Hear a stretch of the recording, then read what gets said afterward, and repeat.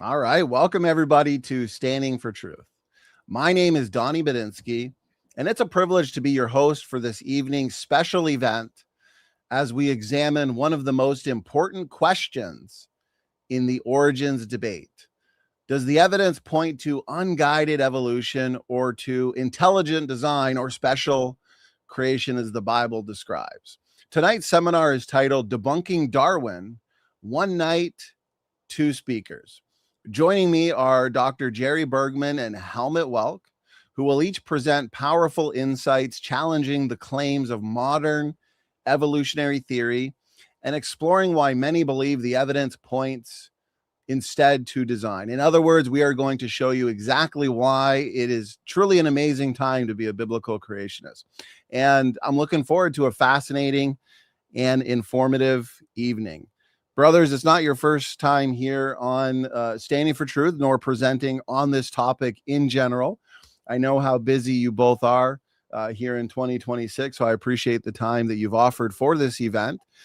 Before we get into our talks and discussion, perhaps we can just break the ice a little bit. I'd like to know how you guys have been this year so far. Helmut, why don't we start with you? Thank you for being here, and how have you been? Well, I've been okay. It's a very busy time. A few weeks ago in March, my mother-in-law passed away. And so my wife has been there for several months as her health was declining. But she was already 102. And she was still driving a car up to age 100. Wow. And pretty much living on her own. But then last Thanksgiving, she had a couple of falls. And then it seemed like things were deteriorating. So my wife went back and stayed with her, took care of her. She was able to take a couple of vacations for a week at a time and get home care. But finally, she just succumbed to old age and died at home in hospice at 102 and a half. So what a life. I mean, what a life. Amen. It must be the clean Nebraska air where she lived and worked. A farmer's wife, and working on the farm herself. She was very lucid. Her mind, her brain was still functioning great. It's just the body was giving out. Entropy took over. And that was the end, but very, very... So kind of dealing with that. My wife's down, so I'm having to play bachelor when I'm here. And then I was in Nebraska a lot as well. So anyway, we're doing that. But life goes on for the rest of us until the Lord comes, or it's our own turn to graduate to heaven. I like the way you put that. Graduation day to heaven. Well, a couple things. Sorry about your loss. She's in glory with the Lord Jesus as believers, as we know. Very strong. Amen. Very strong. We're just moved from one place to another as believers, from earth to heaven. Well, that's the question. While we live here, whether it's a long time or a short time, it determines our eternal destiny. That's absolutely right, Helmut. Well, I appreciate that introduction. It's great to have you. I love all the talks that you've been giving and everything that I see over on the Facebook page that you're doing. Most people here in the chat are familiar with who you are. We love your talks. You always give a great talk. Last year you gave a few talks actually. And so for the, I think the last one we did was on carbon-14 and dating the earth. Yeah. And that was comprehensive. I enjoyed tackling some of the common objections. So for those that want to see more from you, Helmut, I do have in the description box, I've made sure to be detailed for people for this seminar. I've got a good biography of Helmut and also links to where you can find his past presentations. Dr. Jerry Bergman, it's great to have you back as well. Thank you much. It's not your first time here. I think last year I kept you busy. I think you did either 4 or 5 major debates. If I can remember correctly, Dr. Dan Stern Cardinal, Dr. Zach Hancock, Dr. Chris Thompson, and Gutsick Gibbon. So what a year it was for you. It was a privilege to be able to host and moderate all those debates. And the last time you were here was at the end of last year with Zach Hancock. Excellent debate. So Jerry, how have you been, and how is your 2026 going so far? Busy, which is good. I was at a church the other day and very positive reception. They even laughed at all my jokes. So that's a good sign you're doing well. Amen. But we had overcrowding. Every seat in the church was filled. And I basically covered the age issue, and I took a different approach. I didn't cover carbon-14 or radiometric or dating or similar. I took a totally different approach. Briefly, what did you cover? Well, I said the only rational way of explaining the solar system is by a creation as Adam and Eve were created. And Adam and Eve, Adam to function, had to have a liver and a kidney and had to be functionally complete. Yep. And so what you have is, if he was evaluated by physicians, they would find that he was 22 years old. So if he grew up from a baby, he would be 22 years old. So the solar system is the same thing. I didn't tackle the universe, but solar system is the same thing. If to be functional, it had to be assembled largely, totally. So therefore, the only solution, and cosmologists have struggled with this for years, the only solution is, like Adam was created functionally working, the solar system had to be created functionally working. A good example is, it's often put in the textbooks that if there was no Jupiter, there'd be no life on the Earth. You have to have Jupiter for there to be life on the Earth. Yep. So the same thing is true with all the planets. It's all set up just like a body, all the planets, and the Earth is set up in such a way to support life, and all those changes, all those concerns have to be dealt with before there can be life on the Earth. Excellent. Good points. I love it. Functionally mature. And I always find it interesting that Adam was not created as a zygote, of course. So he would have been created functionally mature, as you said, Jerry, and you agree with Helmut. And so if a physician or a group of doctors came and assessed him, I feel like they would find a combination of factors that suggest he's older, maybe his height, his weight, his hair, his maturity, and then lines of evidence suggesting he's young, maybe his blood cholesterol levels or some of his complete blood count tests, so on and so forth. And yet that's what we find in the universe itself. We find evidence that, okay, this is functionally mature. And then Helmut was pointing out things earlier, like with the James Webb Space Telescope, all the different planets that we've seen suggest that they're young, C14 and dinosaur fossils. And we find this combination of traits that suggests exactly what Jerry is putting forth, a functionally working universe right at the beginning. A good example is the moon. Cosmologists can't figure out where we got the moon. And the theories have been proposed in the past. Most have been rejected. And the current theory is that a planet like Mars crashed into the Earth, and from the Earth formed the moon. And yet that's problematic. It's storytelling. That's the best theory they've come up with. What about the ejection theory? Are they saying that maybe the moon came from the Earth at some point? That's pretty well been rejected. There are a number of problems with it, and so it's not seriously looked at. Donnie, we'll just have to come back and do an astronomy talk. Yeah, I love it. Anytime. It's a fascinating topic. Okay, well, Dr. Bergman, Helmut Welke, I appreciate the introductions again. As we can see, I know how busy you have been doing work for the Lord and spreading the truth, standing for the truth. And it's okay. To the audience, thank you for joining us. We will be having a discussion and taking questions and challenges. And so please, if you hear anything you disagree with, or you got a clarifying question, whatever it is, tag me, keep it respectful, keep it professional. And after we're done with the initial talks and presentations, we'll engage your comments. Okay, we're going to set the foundation with Helmut Welke for his talk. And so, Helmut, whenever you're ready, I got your slides up here. We're going to hand it to you. The floor is yours. Take your time. Thank you. You see the picture of that ape man there looking up, at that question, how similar are they, human and chimp DNA? And I'm just going to lay out some stuff there by way of introduction, hopefully take only half an hour here. But First thing I want to point out real quick, notice the picture.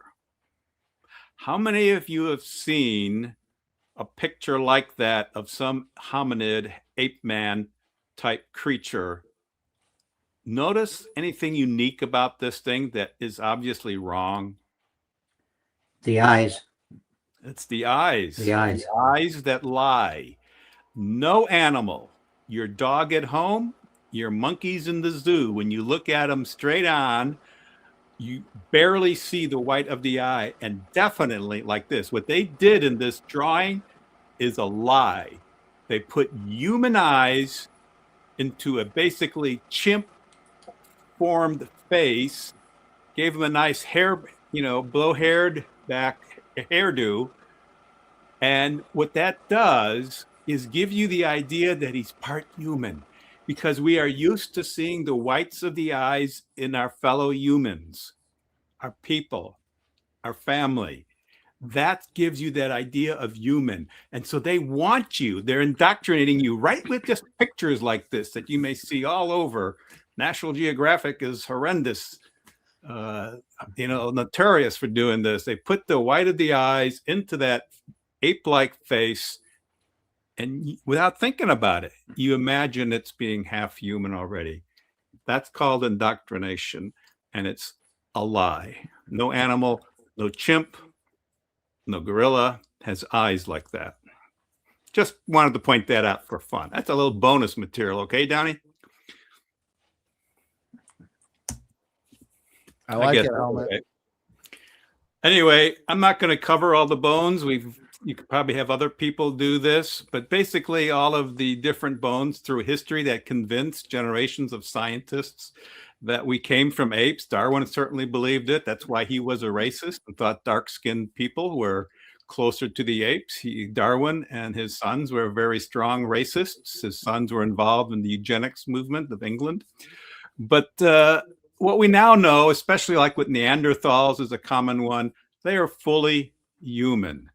Fully human. A lot of us in the audience may have Neanderthal DNA, showing that Neanderthals were a tribe of humans that got married to and had children with other human tribes, particularly in the Ice Age and the years after that. Egaster, Erectus, all humans. Don't have room to put the whole list, but these are some of the more common ones. But then you've got others, Handyman, and of course, Australopithecus afarensis, the Lucy, not just Lucy herself, but all her cousins and the Afarensis. They all seem to be some type of ape. Lucy especially, most of the bones, some people think she's a composite, but most of the bones definitely look chimp-like. And there's all kinds of problems. Ida was supposed to be a big splash, but the fossil, which is a great fossil, it looks like a lemur. It's like one you'd see in the zoo. So the bones basically didn't show any divergence, any of coming from a common ancestors. And in the Chicago Museum of Natural History, they have an evolving planet exhibit. I took this photo. It's now been over 10 years. This is an unedited photo. I did not put that red line there. It says hominid species did not all evolve in a single direct progression from apes. The experts who in the know put that red line through. The evolutionary tree is in shambles.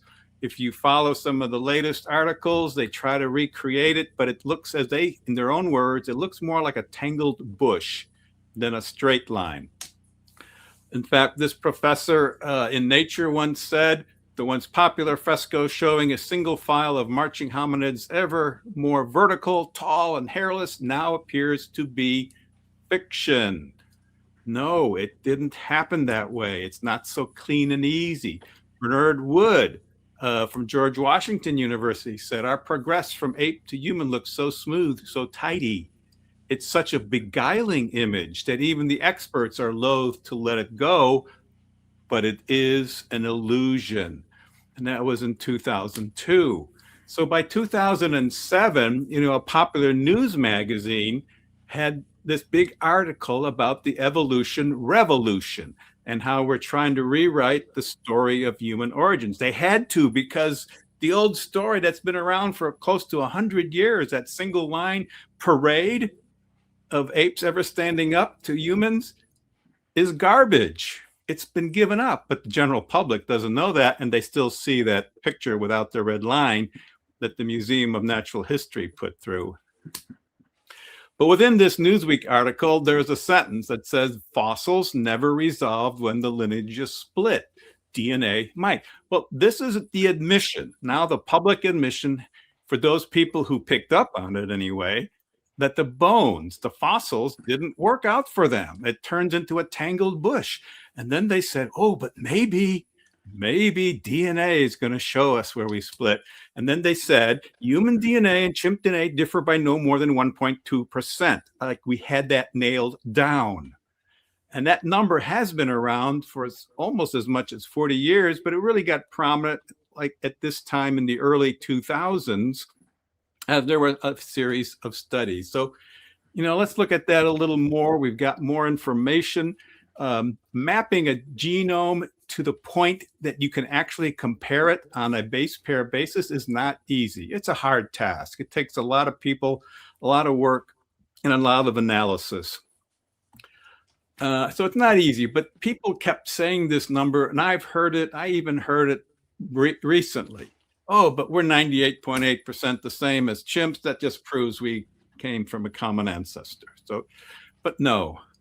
The human genome wasn't even fully mapped until 2001, and the chimp genome, well, that was not even fully coded until last year.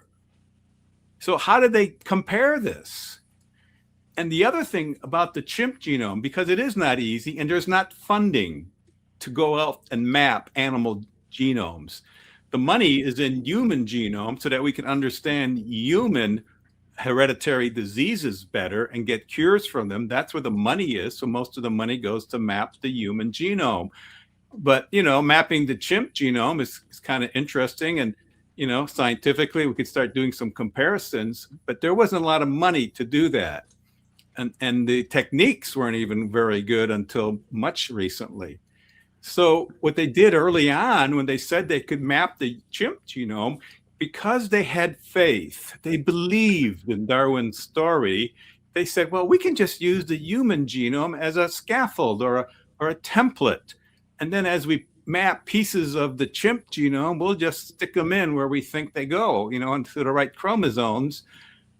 But that also had problems, labs without the proper funding, full funding to keep things really clean, and had human contaminations. So that influenced a lot of the early numbers. And really, chimp DNA was incomplete until just recently. And we'll get to that 2025 date. But just to give a little history, the chimp genome, as I mentioned, was literally put together to resemble the human genome because of faith in Darwin, not because of science. Dr. Tompkins, who is a geneticist, he's written like 50-some papers in secular science journals. He said this little known fact was accomplished by taking the small snippets of DNA produced after sequencing and lining them up in the human genome.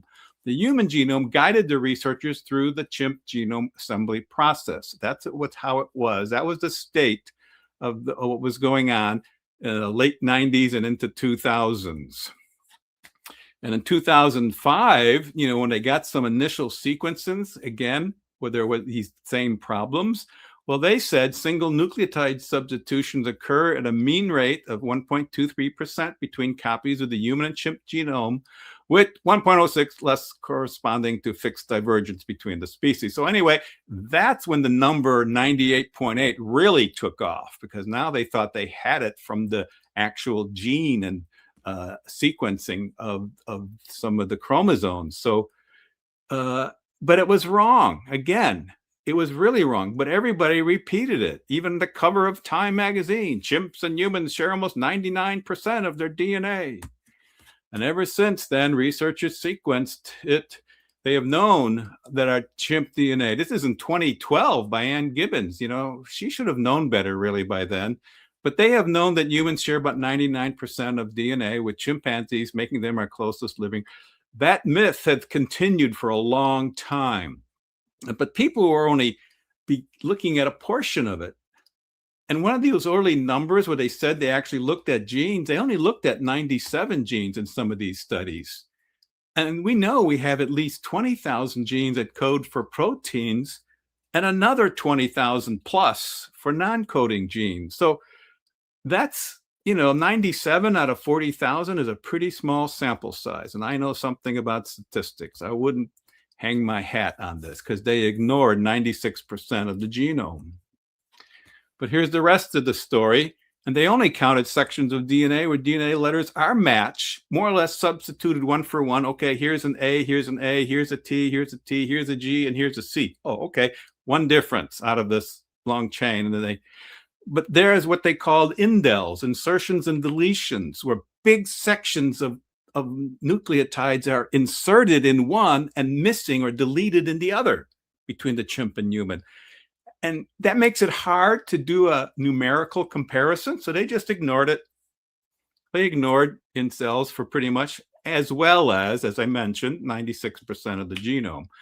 So here's a simple substitution. That's easy to count arithmetically.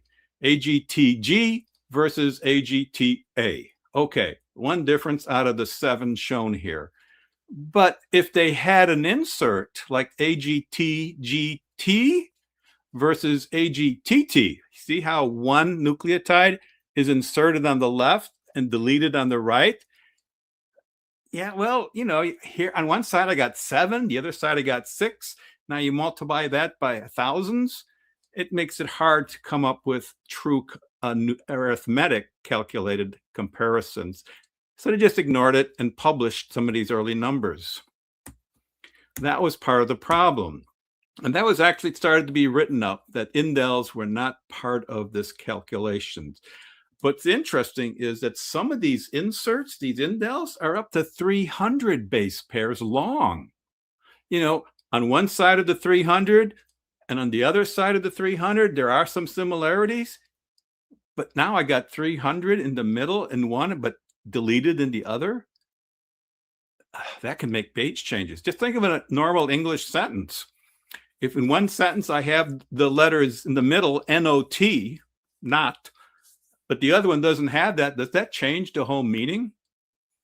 Or if you did a computer code, which this is very similar to, and you changed your if-then statements, if this, do that, if not, do this. But if you leave out if not, jump to this other part of the program, well, that changes everything. And of course, that's hard to calculate, so they just skipped it. And another thing, when they did come up with some comparisons, as we got better by 2004, we had one chromosome, chimp 22 and human 21. They had a published number. Hey, look here, with these, just trying to compare 2 chromosomes where we've started to get some better mapping done. Well, 1.44% difference, pretty close to that 1.2 or 1.6%. But again, in that the study, which was published in Nature, they ignored 68,000 insertions and deletions.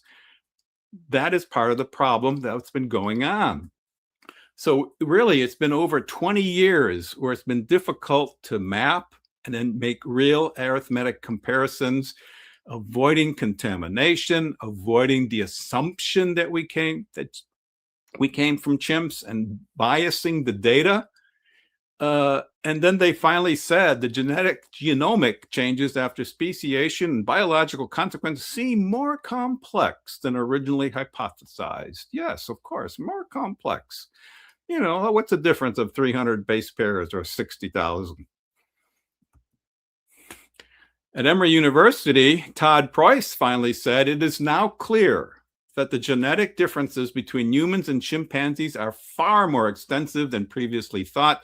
Their genomes are not 98 or 99% identical. They're not. And he admitted it, and it took until 2012 before people were finally saying that. But in the following years, people were trying to get a number and, maybe taking into account indels or not, but it wasn't discovered until 2018 or so that there were errors in the NIH government program that analyzes DNA sequences. That was led to a lot of different miscues by both creation scientists who are geneticists and also secular ones. So they started publishing some numbers that everybody had to then finally throw up and say, no, we can't use that because there were some errors. But I still have some secular people who didn't know about this saying, well, he was really wrong about that. Well, that's because he was using these old NIH government programs to analyze DNA, which everybody was using. And then there's a continual updating of the chimp genome. We have the role of indels and immune system reactions, all things that are changing. Now, Richard Buggs, a geneticist over at Oxford, he is a professor of evolutionary biologist. I do believe that he considers himself a Christian. I have not been able to contact him, but he published something like this, a human similar chimp genome, how similar, and he came up with 84.38%. Now, that was pretty big news. And it was something that people just didn't know what to do with back in 2018 and later. But that's starting to get to be a big difference between humans and chimps, not to mention that humans have 23 pairs and chimps have 24 pairs. That's a hard comparison right there. Jeffrey Tompkins, who is or was on the faculty of genetics and biochemistry at Clemson, he's published 57 secular papers in peer-reviewed journals, 7 chapters in scientific books on genetics and genomics. And he was for 3 years a director of the Clemson Environmental Genomics Laboratory. So he knows his stuff. And people dismiss him because he believes in creation, but that doesn't mean he can't do science as well as the next geneticist who has that kind of training and experience. He published in a research journal, which is peer-reviewed. He did a comparison, and he also came up with 84.4%, the same independently conclusion as what Buggs did over in England.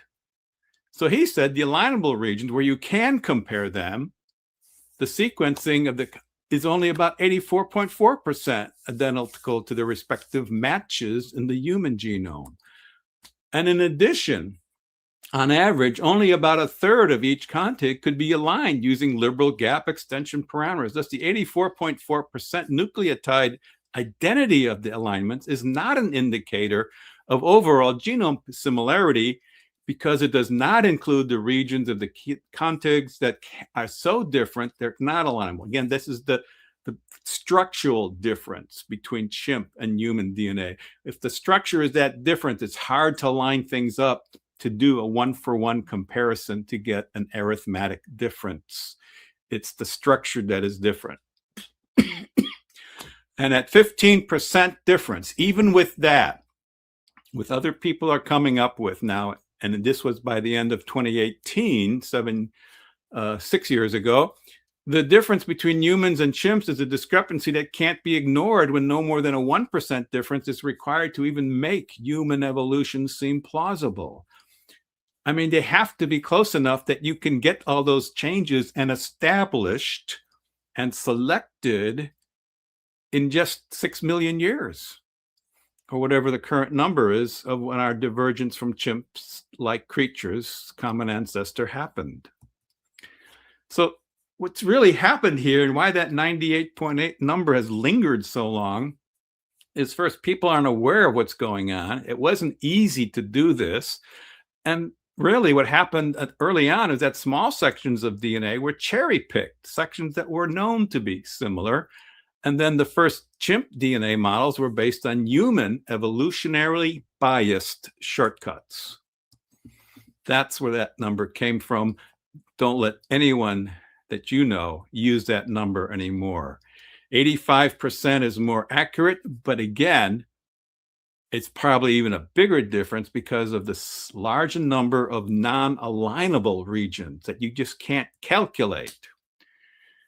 And now finally, last year in April of 25, Nature published a complete sequencing of the 8 genomes.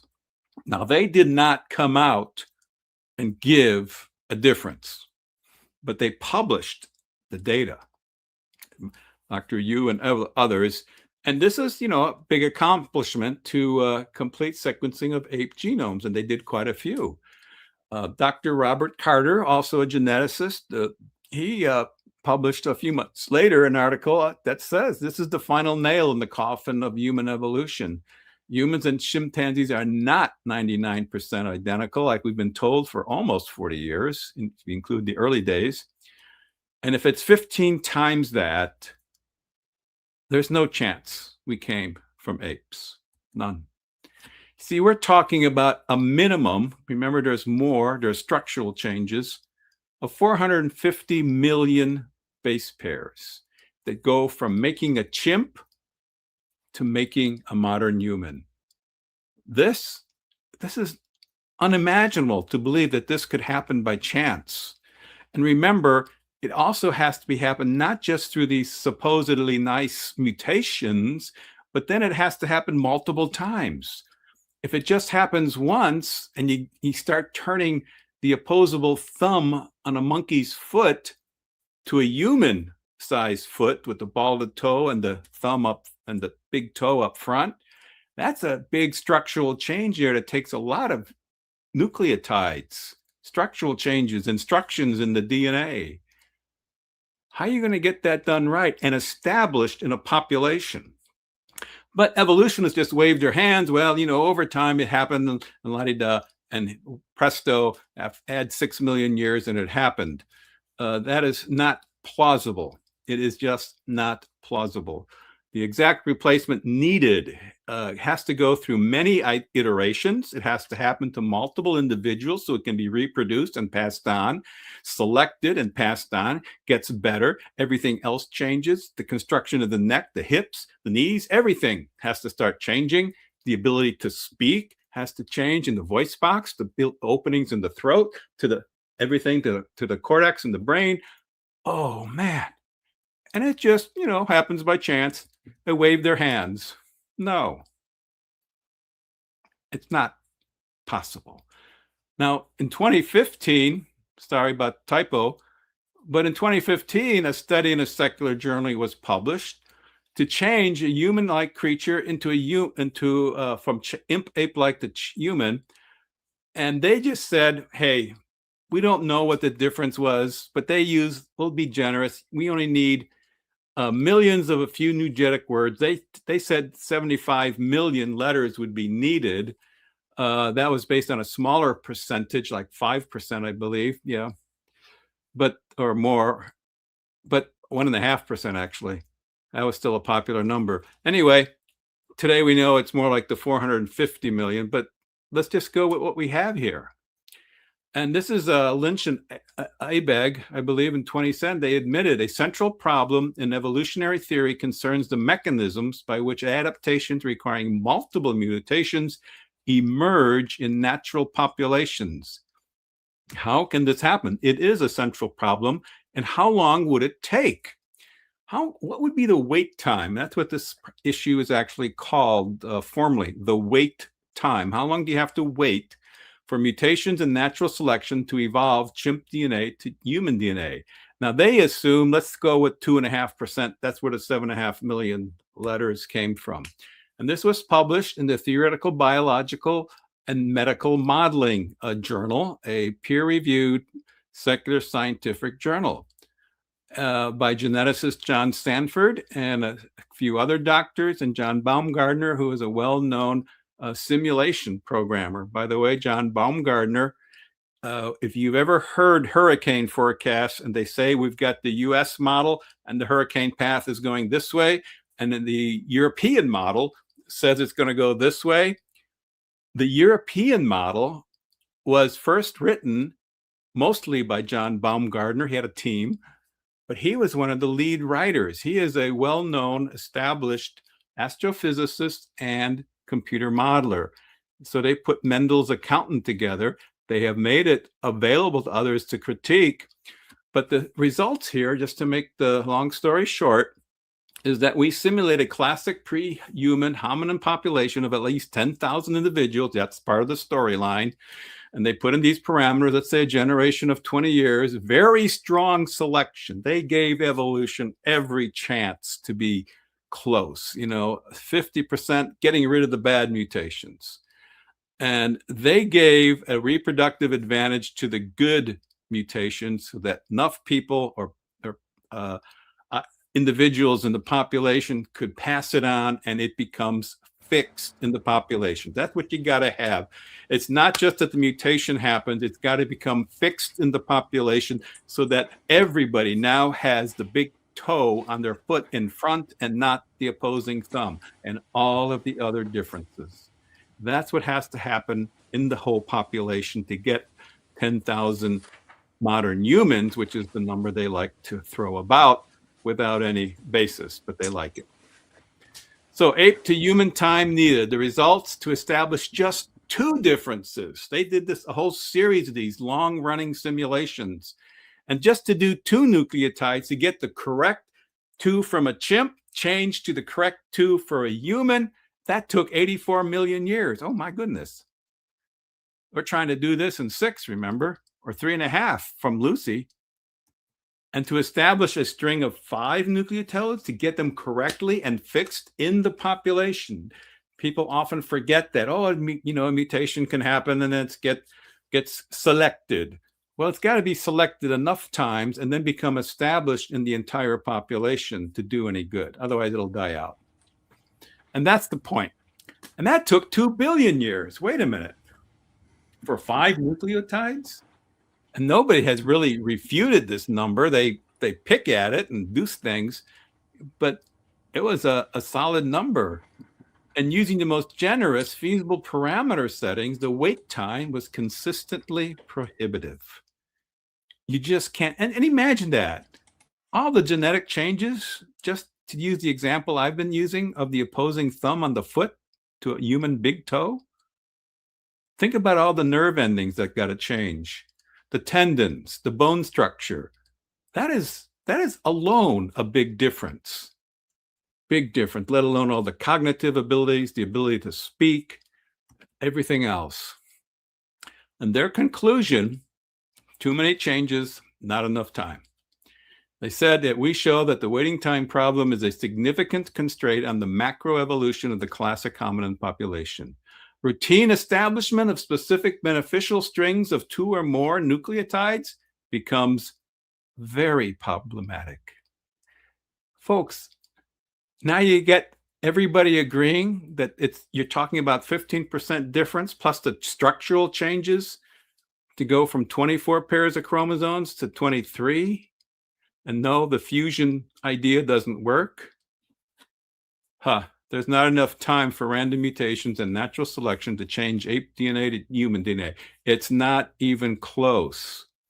And intuitively, a lot of people have already figured this out. I mean, that's when you didn't know about DNA and what it did and how important it is, and you just looked at, the hands and foot differences, and you need a little bit of homology and wave your hands a few times, you can convince vast audiences, but the science is not there. The 98.8% number was deceptive from the very beginning, and now we know it's just flat wrong from secular and creation type scientists doing the best that they can with the tools we have. I didn't get into it, but that supposed fusion site of humans having 23 DNA chromosome pairs and monkeys 24, all apes have 24 pairs. That's really genetically impossible. Who's going to have the first change? Will that even allow reproduction? There are so many questions with that story, but people just say, look, they merged and no problem. And then what I really tried to emphasize between the 15% number and even using a generous only 2.5% number, the wait time problem is humongous. The bones and DNA do not show human evolution from a chimp-like ancestors. It's over. Humans and chimps cannot share a common ancestor, not even in 1 billion years. The universe isn't old enough just for this little story of evolution to possibly occur. Give it up. Give it up. Why not accept what the Bible says? That, yeah, God made humans unique from the chemicals he created on day 3, and now he made humans last. And then he breathed the spirit into them. He made them unique. In the image of God, he created them. We think, we are creative. Yes, we're fallen creatures. You know, that's the whole sin story and why we need a savior and why we need a new heaven and earth. But we're here, as we said at the beginning, with only not to have a perfect world because that's long gone, but to determine where we spend eternity. Got it? Human-chimp DNA, not similar. No chance that we evolved from a common ancestor. It doesn't work. People can nitpick this. They can say, well, gorillas are 25% difference among them. Well, what are the differences? And where are those numbers? And how well is the gorilla genome mapped? So there's still a lot of questions. I understand that. But it's certainly looking like it's just impossible. And it's only by faith someone's going to believe this evolutionary story. Really. So here we are on the chessboard. Jerry, it's your turn. Helmut. Amen. Before we hand it to Jerry, that was an excellent presentation. You got a lot of information there in just 30 minutes. Very impressive. And just as the Bible says, God created 2 people, Adam and Eve. Adam, the first man, Eve, the mother of all living, unique and special from any other form of life. That includes chimpanzees, that includes banana plants. And so why not just believe what the Bible says? As the Bible says, we are all without excuse. And people object to trying to throw God into this, but that's only because they've been trained to reject it. Right. If you accept we have a creator, and if he did, we should find in science the evidence to back that up. And we are in every branch of science. So don't fight it. Admit it. We're all sinners. We need a savior, and we can be reunited with our creator. That is much more satisfying way to live life, relationships with people, and relationship with God, and peace of mind. And it works scientifically. It really, really does. Amen. Thanks. Good science affirms good scripture, as you demonstrated. And you addressed it there at the end, which I like to anticipate objections. So I wanted to take a couple minutes here to back up what you're saying. And you mentioned a couple references. Here's the paper itself that people can go take a deep dive, complete sequencing of ape genomes, 2025. Dr. Rob Carter, you mentioned he wrote a nice article. Yeah, commentary article. And where the real meat and potatoes and the action is in the supplementary material. So the supplementary material of that paper is a book itself. So yeah. This is where you find the 85% number. And so you can go through this and see all the alignments.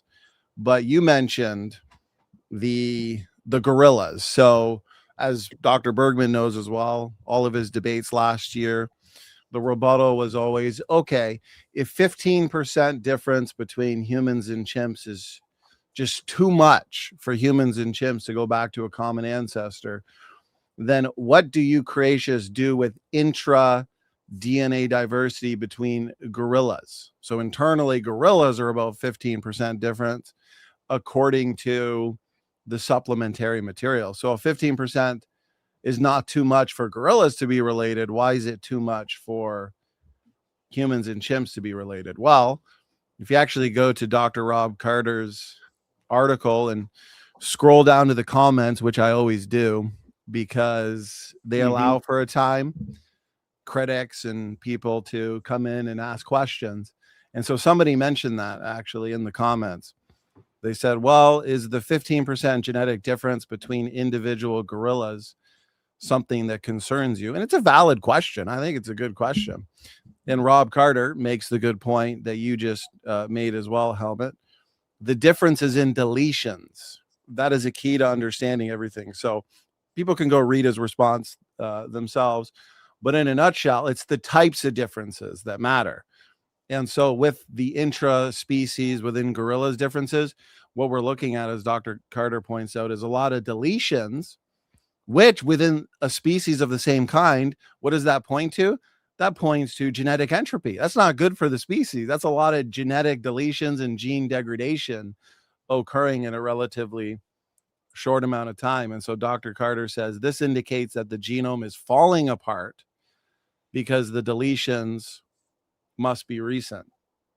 And so I feel like that deals with that objection. And I understand there's a lot of questions to be made, but even more fatal, which complements your presentation there, Helmut, is the Y chromosome between humans and chimpanzees. Just in 2024, we got the most sophisticated sequencing data on the Y chromosomes, that uniparentally inherited DNA compartment passed out on the father's side.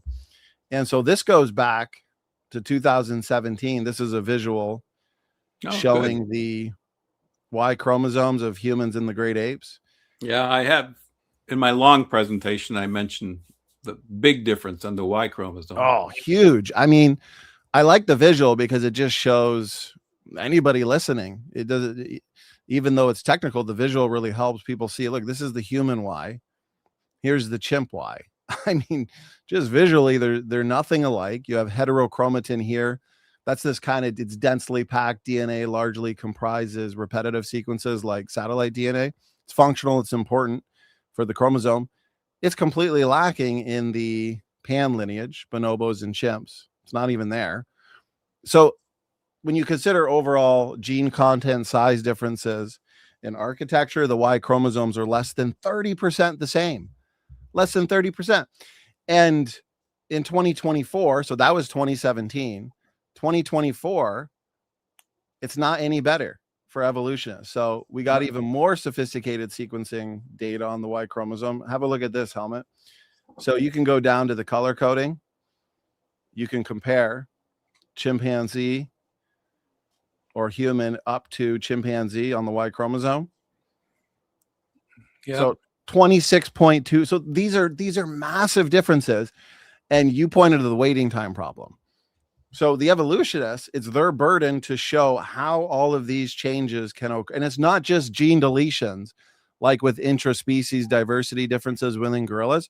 No, evolutionists have to explain both gene loss, for sure, but also the addition of genes or the loss of the entirety of heterochromatin, for example, that heterochromatic arm. And so anyways, I could present on that for a while, but I'll stop it there. So point is, I feel like their main objection, we have a good answer for the gorilla's point, Helmut. And secondly, it's the differences that make all the difference. Once we bring in the Y chromosomes, it makes the even worse for the evolutionists. Because you're dependent on those chromosomes for sexual reproduction, aren't you? And if that's where some huge difference are, you cannot rely on some of the other chromosomes or some of the other differences that to make a difference within a group.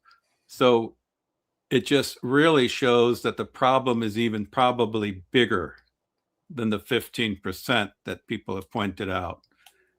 And remember, the fusion story, the 24 pairs that all chimps, gorillas, all monkey-likes have 24 pairs of chromosomes. Humans have 23. I have a dozen slides on that and where that story came from and how that's been debunked. We didn't even have time for that.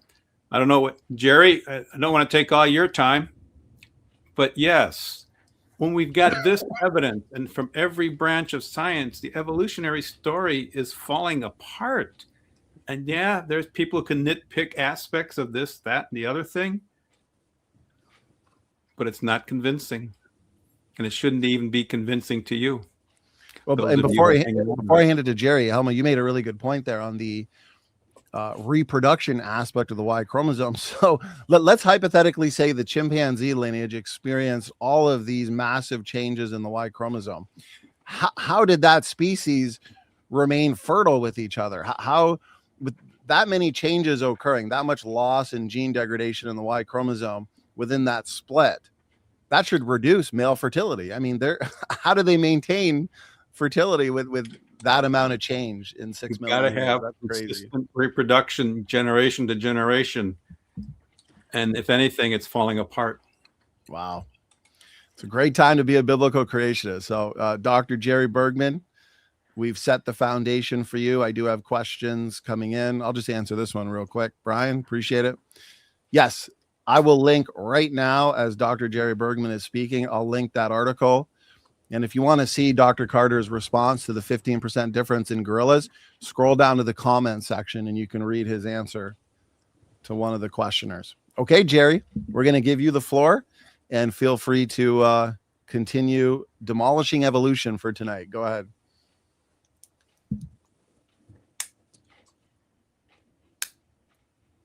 Jerry, unmute. Can you hear me? Yes, Testing. you're coming in. We're handing it to you, Jerry, for your talk or whatever you wanted to discuss on the matter. Can you hear us, Jerry? I wonder if he lost sound on his end. Jerry, can you see us or hear us? I wonder when he lost sound because he... Oh, it looks like he's giving a call. So here we'll... Now, as I speak with Jerry on the phone, is there anything you wanted to say in addition to what you were presenting on, Helmut? I see him calling right here. Perhaps... What do you think? The chromosome 2 fusion. Could you perhaps expand on that a little bit? I could see if I can unhide those slides in my talk and go back to it if you like. Is this the one? Sorry for the pause here, folks. We'll let Jerry, you need to unmute or fix your microphone. We can do that.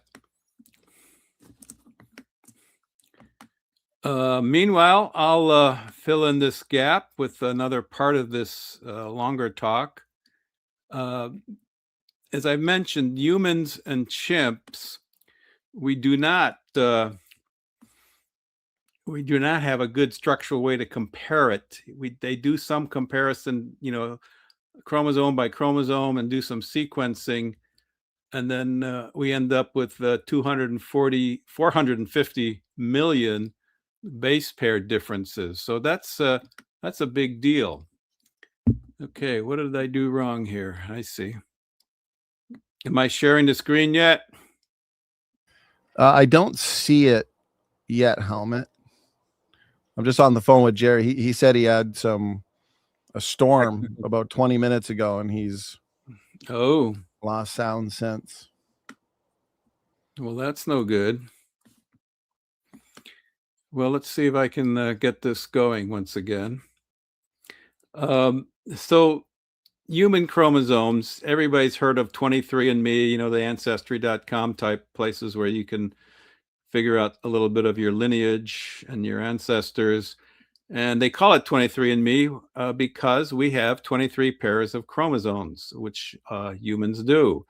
There are occasional errors and there are occasional mismatches, but to be healthy and normal, it's 23 pairs. It just is. Whether you want to believe that or not, but that's the way it is. Let me find the share screen button. I'm sorry. Okay, can you see anything? Yes, it says human chromosome number 2 fusion ? Okay, as all chimps, monkeys, gorillas have 24 pairs. And that is a structural difference. It's something that is too easily glossed over. So, they realized there was a problem. So evolutionists, being very imaginative, came up with this idea that chromosome human number 2 is the result of the fusion of 2 smaller chromosomes in the chimp. So in this illustration, you can see the lineup of 1 to 22 plus XY chromosomes. They don't obviously look this way normally, but this is a graphical presentation. And the blue is the chimp, let's say in this case. So I got 2. They call it 2A, 2B, and the human chromosome number 2 is in red there in the box. By the way, down at the right, you can see the bigger differences on the Y. They even knew that at the time this chart was being put together. So evolutionists just say, well, 2 chimp chromosomes must have fused together into 1 human chromosome at some point in our evolutionary history. That's a statement of faith. And so now they look for evidence for it. And they pick 2, and then chimp chromosome 2A and 2B. They must have formed together. Chimp 2A, 2B here are shown, and somehow the telomeres, which are long strings of ending of the chromosomes. Not everybody knows what a telomere is. I'll get into it, but they basically say they got intertwined, and instead of 2A and 2B chromosomes, we suddenly have 2. And somehow only humans got this. No other ape-type creature, which also has a common ancestor, got this change. Only modern humans look like that, a chromosome 2. So here's the story. The telomeres are at the end of the chromosomes. They're kind of like the signal. Okay, programming, preparing to make proteins and control this gene and control that gene. Well, here's the end of the chromosome. Okay, get ready. Here's the end. And they're very long strings of base pairs, repetitive base pairs at the end of every chromosome called telomeres. And somehow these long strings got tangled up between 2 of them and fused one chromosome. And then that's the rest of the story. Somehow all humans got that. It got inherited. And yes, this can happen, but not to the point that they actually fuse. But here's the story, the graph, and then more of an electron microscope picture on the right. There's another thing to mention here, not just that the telomeres have to have a fusion site, but every chromosome has a centromere.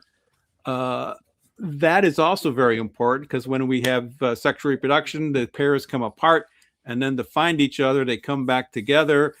Number 8 has to match with number 8 from mom and dad, and all of that reproduction in various ways. And the centromere kind of helps align. Okay, here's how we get back together. The centromere is very important in this structure, this computer programming. So in this thing, here's the idea. Chimp 2A and 2B in the upper pink. There has to be 2 things. A fusion site, and that's on the left black spot, marked fusion site. But then 1 chromosome, for some reason, becomes the dominant telomere in human chromosome 2, centromere, excuse me. And there should then be some cryptic or unused centromere that shows up in the rest of human chromosome 2. So both these things should be apparent if we really studied chromosome 2. But here's another note. Note that at the bottom, that the length of 2A and plus 2B is more than human chromosome 2. So even if there was a nice fusion of the telomeres and somehow we find the cryptic centromere, there's still 24 million base pairs of chimp chromosome 2B missing, about 10%. So that's a concern too. Where did that go, and what are we missing? There is the 2 difference, the supposed fusion site and then a second centromere site that is maybe cryptic or unused anymore. So Dr. Tompkins, a geneticist, has published a lot of work, and he looked into this. And he said the purported fusion site, as we can dominate, and I think this can be verified, that fusion site that they supposedly identified in human chromosome 2 is a functional DNA binding domain, and it's expressed. It's a functional gene. How can telomeres become a functioning gene? That would, practically overnight in the next generation. And this gene is expressed in at least 255 different cell and or tissue types. It's part of your growth function. This alone, that this fusion site cannot be a fusion site because it's used. It's important. It's important in your development. And it thoroughly refutes the claim that chromosome 2 is the result of an ancestor telomeric end-to-end fusion. The length of the fusion site isn't long enough to match 2 telomeres. And it's also, it does have a repeating pattern similar to telomeres, but they're short.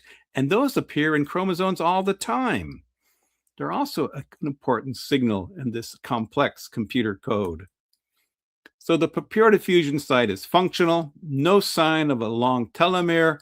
There are 24 million base pairs missing from chimp 2A plus 2B in the human, number 2. And there's no sign of an unused second centromere site in human chromosome 2. So this big story of trying to explain going from 24 pairs to 23 pairs, no, it doesn't work. Fusion idea is not scientifically possible. It doesn't make sense in terms of reproduction and passing it on to a population of hominids. It's crazy to think this. But it was a straw that they like to throw out. You know, they're grasping at straws, try to maintain their theory. And yet functioning humans have 23 chromosomes.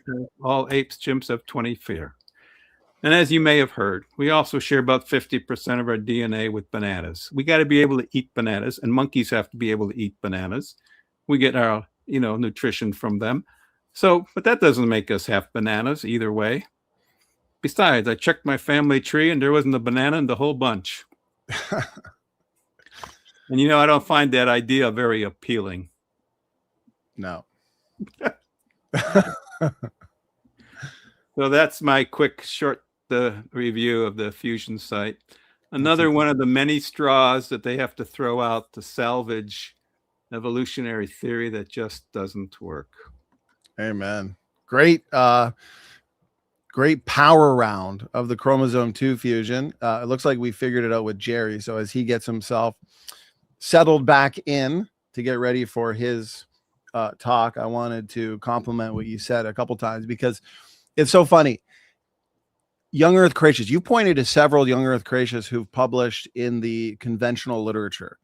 Dr. Tompkins has quite a few publications in the conventional literature. Dr. Rob Carter has a major publication on mitochondrial DNA in the conventional literature. Stanford has in the past. Yeah, it's incredible.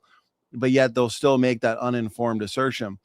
And then they'll scoff or they'll attack our points on the chromosome 2 fusion, how that site's overlapped by a highly functional and essential gene. And they'll say, well, that's Dr. Tompkins' work. He's a creationist, even though he's documented it well. But I went into the database itself. So you can just go into the database. You can look up any gene you want, and you can see if it's functional, what it's associated with. So I looked up the DDX11L2. It's not a creationist database. It's just a general database. You could just go look. Here's the link. DDX11L2 has almost 2,000 functional associations with biological entities spanning 7 categories extracted from 20 different data sets. I mean, this is not just creationists saying this stuff, is the point there. And then their other argument is, well, what about those internal telomeric repeats here, right? Helmut, TTA, GGG, CCC, TAA, that's the reverse complement. We find them in a head-to-head manner at the so-called fusion site. We don't find that anywhere else in the genome. How can that be? Well, we actually looked into that a couple of years ago. A friend and I, Chris Roop, and we looked throughout the database and we found several spots, but the most significant right here, people can look it up themselves. Chromosome 9, I'll zoom in. Here's the chromosome 9. Nobody is saying, well, maybe they'll be forced to say it now. I don't know. Yeah. Nobody's saying that chromosome 9 is the result of the fusion. And look what we have here. TTA, GGG in red, CCC, TAA in blue. So we have these in a head-to-head manner in chromosomes outside of the chromosome 2 that people aren't even saying But are let's the just result of a remember fusion.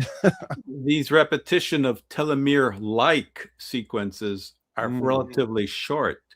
Telomeres are much, much longer. Right. And why would a fusion site suddenly be reduced to a common or relatively common length like the other repetition sites? So there's myriad of problems here. And good work digging that out. Well, I appreciate it. And great talk there on the fusion. So there's some major issues. Dr. Tompkins published a paper showing that those interstitial or internal telomeric-like repeats are functional in gene expression. So those could just be functional DNA units found across the... Yeah. Tell us more about that, Jerry. Jerry Bergman, good to have you, brother. You can hear us? Can you hear me now? Yeah, we can hear you. Yes. Okay, good. I want to say Helmut did an excellent job. I used to teach genetics for a number of years, and so I could follow most of what he said, except when my sound went out. So I can confirm that he did indeed an excellent job. Thank The you. problem we have, though, is not the facts. We have the overwhelming amount of information in our corner. The problem is getting this information out to the public and trying to understand why there's a problem. Well, number one is, and I'll give you a quick example, people are overwhelmed with information. And this is a good example, a book on the Cambridge Encyclopedia of Human Evolution. And it's got 500 pages, small print. Many people would look at this and say, obviously, and I've had evolutionists say this, obviously we have the evidence on our side.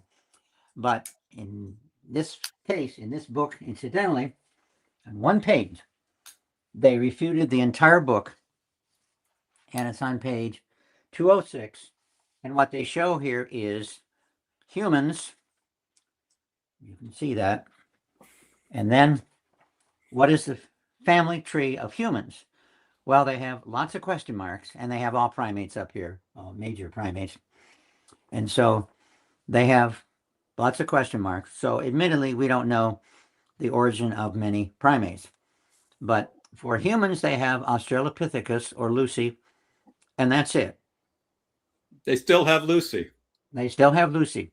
Yeah, even though that's been... The fact is, as we know, the evidence now against Lucy being a transitional form is overwhelming. So once you throw Lucy out, what do you have left? So if you don't have a fossil record, that's the most important evidence for evolution, is the fossil record.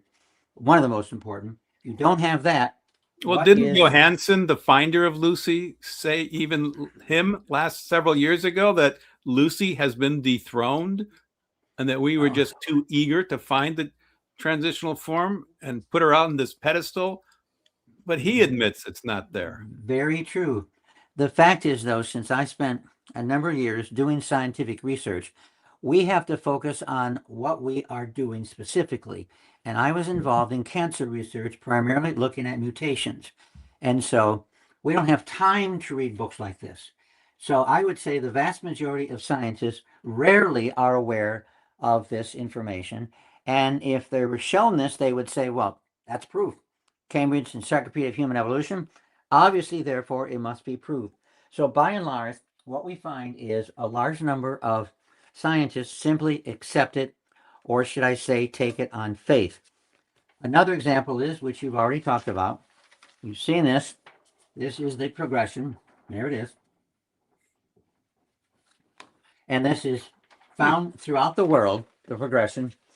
And the simple fact is, it's been well proven wrong.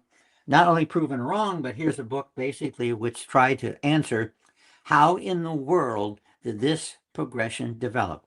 How in the world did we end up accepting an idea which is simply not true? And it's published by Yale University Press. It's 400 pages, shows indeed the factors that were important in allowing this false idea to be accepted. The problem is, though, is it's still accepted by many, many people. And I'm a stamp collector, and I find, interestingly, there are thousands of examples of the progression on postage stamps. And just pulling out one at random. Oh, yeah. Here you go. And so throughout the world, this idea is pushed. And this one here is Chad. And there's the progression, nice and neat. And this is true in so many cases. Do you think they'll is, reissue those stamps with the red line through it, like the Museum of Natural History in Chicago did?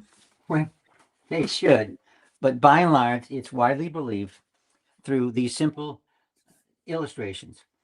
And are they successful? Well, a survey was recently done by Pew, which is a well-known, reputable research industry.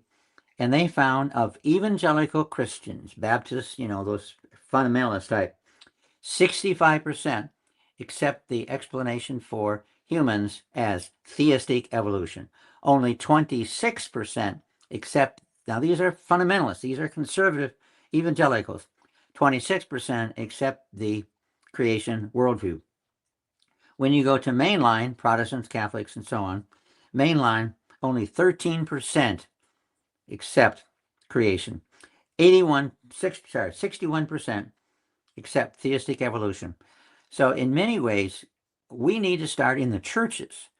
And that's difficult because, well, I was at a church yesterday, Sunday, and we were talking about this. And this church I was at was a conservative church, but they were very aware of the research because this church probably every month or every other month presents a creation presentation. And so when I was there and did my presentation, judging by the questions they asked, they were quite well informed. So the church helped people become informed on this issue, and they're able to talk with relative sophistication the issues involved. But yet we can see that among most churches, Orthodox Christian, 53% theistic evolution, Black Protestants, 67%, Latter-day Saints, 73%, Catholics, 55%. So the majority of Christians and even non-Christians accept some type of combination of creation and theism called, and evolution called theistic evolution. Yeah, so, well, generations of propaganda can be very effective. But that's why you and I do what we do, and that Danny, you too. Yeah, and so if Donnie. we could convince the church, then we would have on our side. Now, why does the church accept theistic evolution? And I've talked to many, and I'm sure you have, Helmut, as well. Basically, they do because, number one, we don't want to make the Galileo mistake. We don't want to end up pushing an idea that's wrong. We want to see ourselves as progressive, as science literate, and therefore we have to realize that it's widely accepted in the secular world. Therefore, we have to accept science, and therefore this is the worldview. So to me, one of the main things, because we have an overwhelming case, in a sense, evolution is a delusion. It's a delusion that they accept that apes can become people, and you can rationalize that all day. Well, it's not apes, but we have a common ancestor that we evolved from, but the common ancestor was an ape or ape-like. So basically what they believe is an illusion. And I think if we were more open about where we were at and stated, yeah, this is an illusion, it may help the churches understand. I know the main problem is getting into the churches, but through the denominational heads, sometimes we can help them understand that they are accepting an illusion, and therefore it's necessary that the church spend some time looking at this. The problem is, of course, people go to church and they want to hear a sermon from Book of Ezekiel on a Sunday, and which is fine. But on the other hand, if we stress the fact that God reveals himself two ways, one through his word, the other through his creation. And indeed, studying his creation is an important part of understanding our creator. A good example is Darwin is criticized because when he went to Cambridge, I believe, he got his degree in theology. If you look at the courses that Darwin took, there's botany, there's zoology, there's plants, there's paley. probably half or more of his courses were dealing with science. And that was true for many theological schools because in the olden days, theologians recognized that we have two sources of knowledge about God, his word and his works. And his works is important. And there are a lot of scriptures that show his works, God's works, are very important. So one approach would be if we could talk with some of these theologians and help them understand. Now, the problem is, of course, and Helmut's presentation was excellent, and I used to teach that, so I could follow it pretty well. But my guess is the vast majority of theologians and truth people would be lost, absolutely lost. And I found presenting really simple stuff in churches is in some ways more effective because they can understand it, like understanding this progression and showing indeed that there's a problem with it. And again, they're going to say, yeah, you say there is a problem, but scientists still accept it. And so therefore they say there isn't a problem, or there are problems that they can solve. And the solution to that is, number one, I think we need more debates, which Donnie has done and other people have done. And unfortunately, we get a lot of people who watch those debates who respond emotionally and don't really understand the issues. And some people spend a huge amount of time on minor changes that the fossil record seems to show, which in many ways are irrelevant. Can we go from an ape to a human? Is that logical? And of course, you show that it's not logical. But again, how many people can follow that?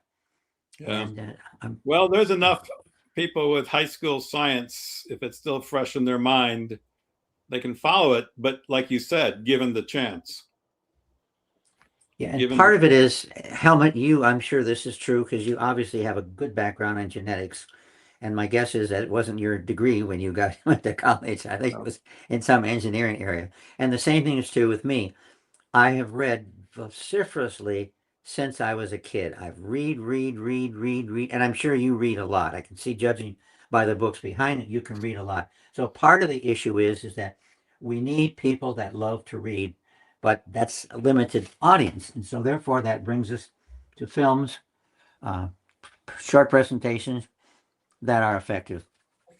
And I think, and how we deal with that, I don't know, but debates are one way. If we could get a debate in a seminary, a theological school, that wasn't in our corner, that may help open people's minds to this issue.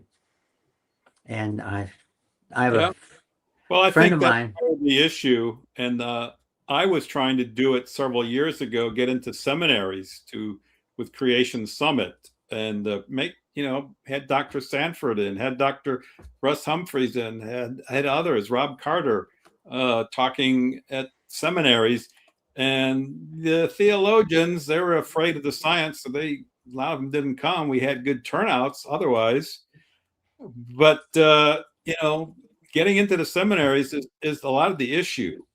And what I have found in some Christian schools, and it's been documented by various groups, that even in a Christian school, what you will find a higher percentage of the science department, professors with degrees, understand the issues and accept young earth creationism.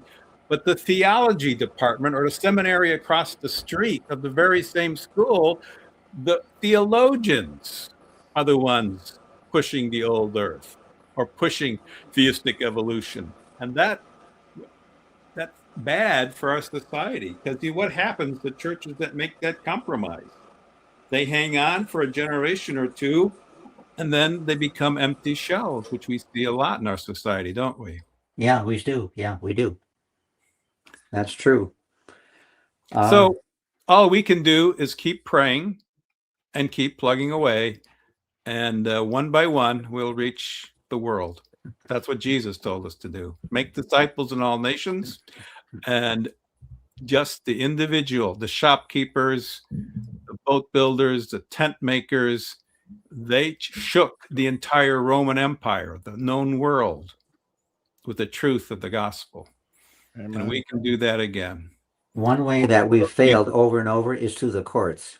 And I think if we get a good case put together with qualified people that can present the case effectively, I think if we got one case we prevail in the courts, it would change not just America, but it would change the world, because most nations basically follow what we do.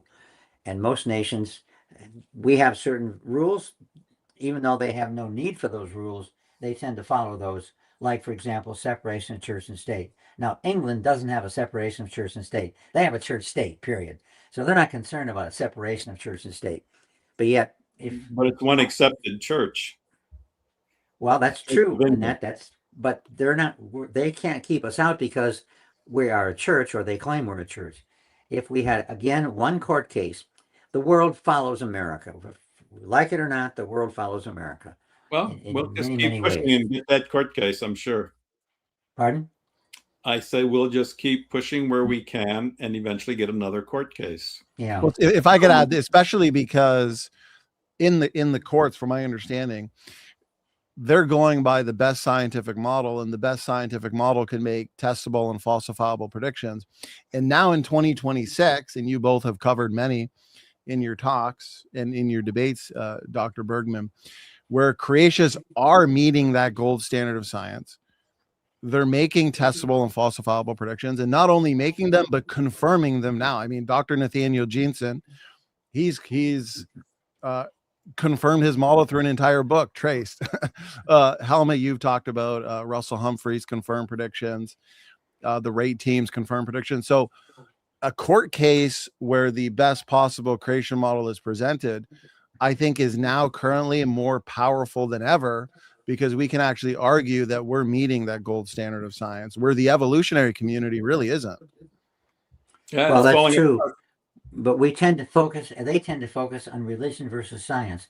What we need to look at is, we're talking about worldviews. And there's two basic worldviews. One worldview, and worldviews, of course, are where we came from, why we're here, and where we're going. One worldview, very simply, is where do we come from? We evolved. Why are we here? To survive. Where are we going? When we die, we die. The other worldview, which covers the same principles, where do we come from? We were created. Why are we here? To serve man and God. Where are we going? Heaven or hell. And so we're looking at worldviews, and they have their worldview. We have our worldview. If we present one worldview, as we're doing, this is called bias. It's called, they're censoring. They're censoring one worldview. If there were, neither worldviews were involved, but worldviews are involved, and there is a evolution worldview, there is a creation worldview, and it's only fair that we present both sides. Yeah. Now, they, of course, would not see it that way. They would say our worldview is not science, their worldview is science. But is it science to say where we came from is, as they, from nothing, as many scientists say, nothing created everything? Problem is generations have convinced people that the evolutionary view is science, and that's crumbling. It's a house of cards. And I think people are starting to realize, especially young people, they're starting to look for the truth. Atheism doesn't do anything. Atheism leads to despair as people get deeper into it. That's why the suicide rates go up even after COVID. I talked a little bit about that in the church last night. And yeah, there's a lot of reasons, a lot of crosshairs, a lot of social media crap going on. But it's also because the bottom line view is like what Richard Dawkins says. There is no purpose to life. The universe looks at you with blind, pitiless indifference. And so there is no meaning to life. And that is the really sad part. Which leads to death, disease, and despair. Which is a worldview. That's a worldview. Yeah. It's their worldview. They don't like that word. I've learned around here, they've had some discussions on worldview, public meetings and stuff. The atheists, especially, I guess, atheistic ones atheistic evolutionists, maybe not, but they don't like the idea of a worldview. They just laugh at that. Say, oh, you're trying to tell me what my view is.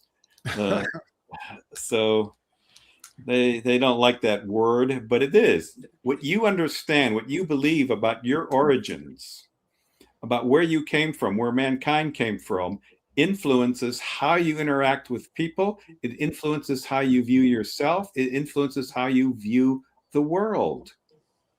And it's totally different to view the world as created by God, fallen through sin, but God still loves us, and we are in need of a savior, and he provided one. That is a very comforting view that, like Jesus said, come to me, all ye who are weary and heavy laden, and I will give you rest. But the Which other worldview is just pitiless indifference. which the churches should at least teach that worldview. Yep. And then Right. whether they do or not, when I talk to fellow people who are doing the same thing I am, they find that there's a tremendous block from getting into most churches. Most churches were not welcome.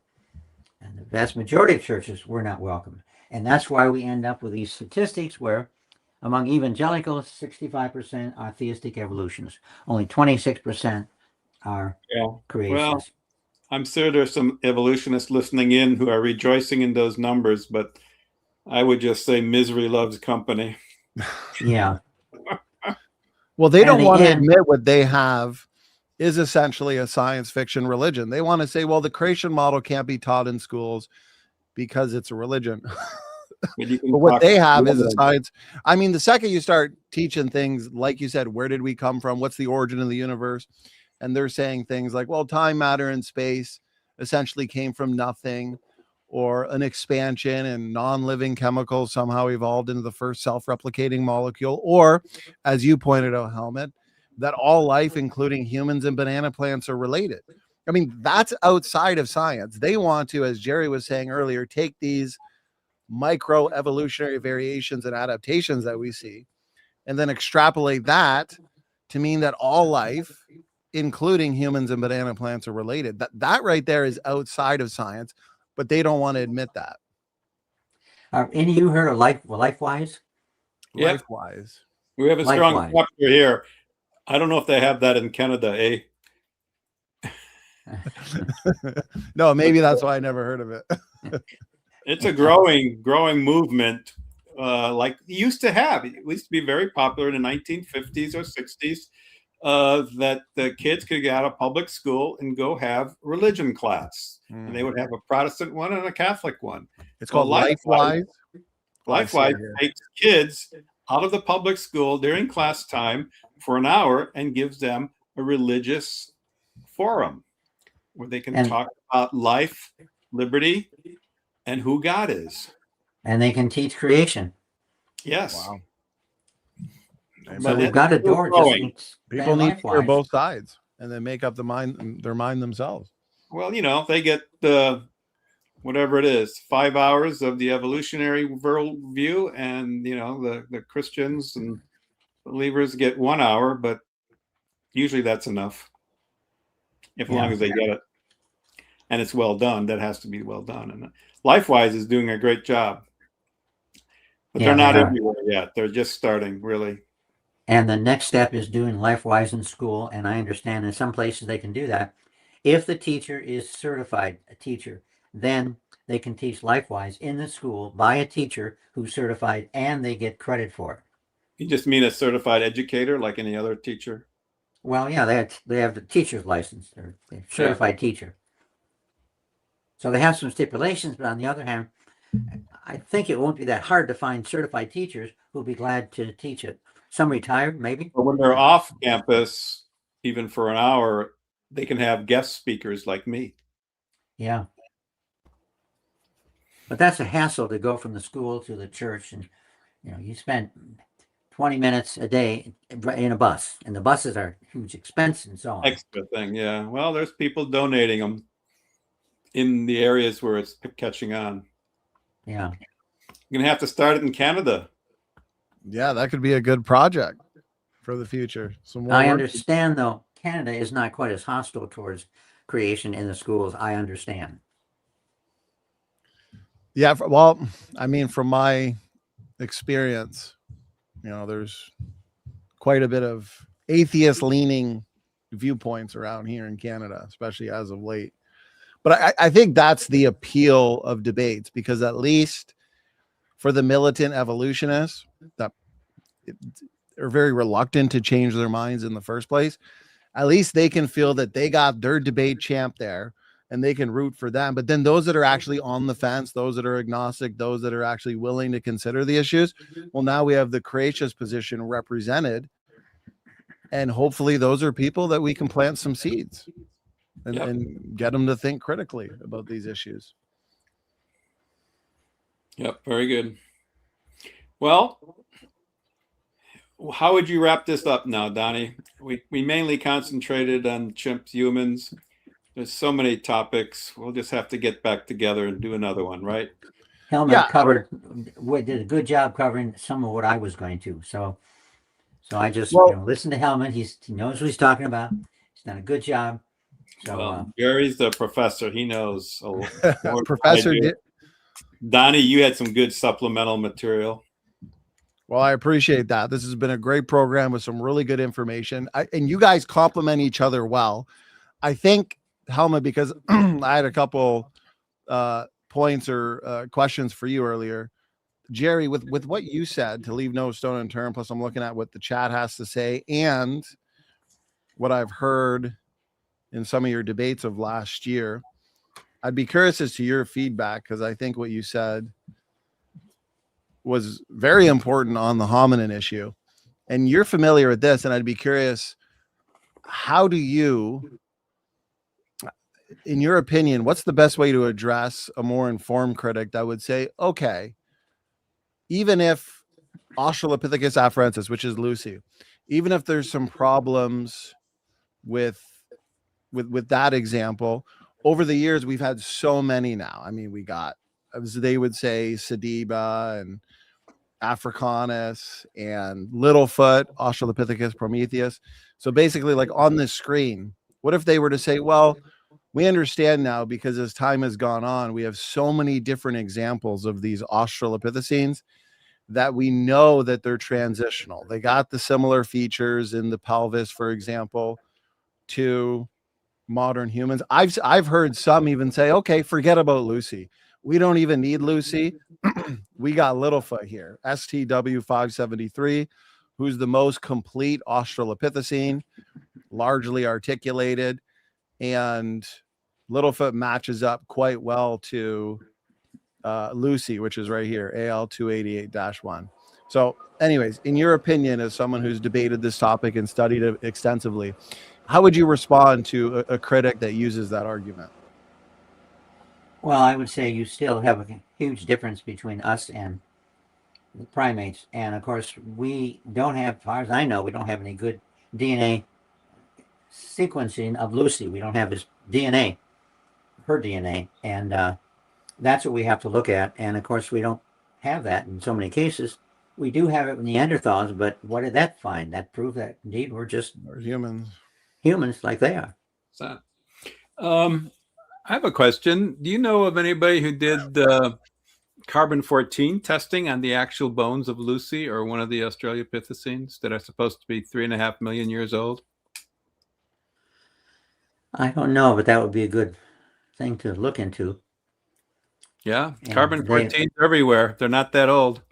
Yeah, if Lucy's supposed to be, 3 to 4 million years old, and there's carbon-14 present, then she can't be that old. In the dinosaur fossils, there's a major issue. I think there's enough discontinuities in those Australopithecines to put them as their own created kind, where they're different than extant apes today. You can kind of see that when you compare the pelvies, but they're also different from humans.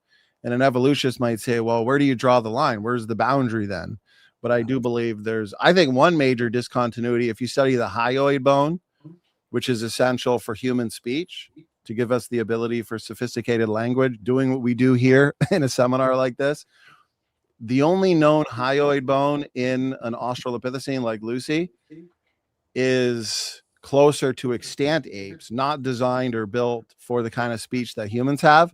The hyoid bone, amazingly, that they found in Neanderthal, and I think even Erectus and Heidelbergensis, is designed and built the same way that ours is. So that's evidence they could speak like humans. So I would say there's a pretty good discontinuity, the hyoid bone, because the evolution is going to press us. Well, where do you draw that line to say that the Australopithecines are not related at all to humans? And I think that's one, and we could discuss other ones for sure. And I've never seen them answer that question. Where, Jerry, you mentioned gap.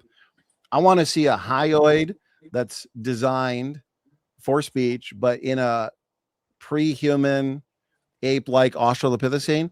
I want to see that transition, that progression from a non-human hyoid bone to a human hyoid bone. But the hyoid not bone is there. very important for your tongue, and kind of hard to swallow things without a tongue. Yeah. You need to have a tongue to eat properly. And so I would say they had a hyoid bone. Probably it has the function of most or all, I guess, hyoid bones, and that is to deal with the tongue. Yeah. The Well, tongue is critical for speech, but also critical for eating. right. And don't get me wrong, the Australopithecines had a hyoid bone, but it was more similar to extant apes like chimps than to humans. So humans, we have a very distinct hyoid that allows us to speak and have that kind of sophisticated language, where extant apes and Australopithecines, they didn't have that same hyoid. So to me, there's a gap there, because they're going to have to explain how that hyoid evolved over time, step by step, into the human hyoid, where we can actually speak and engage in sophisticated discussion.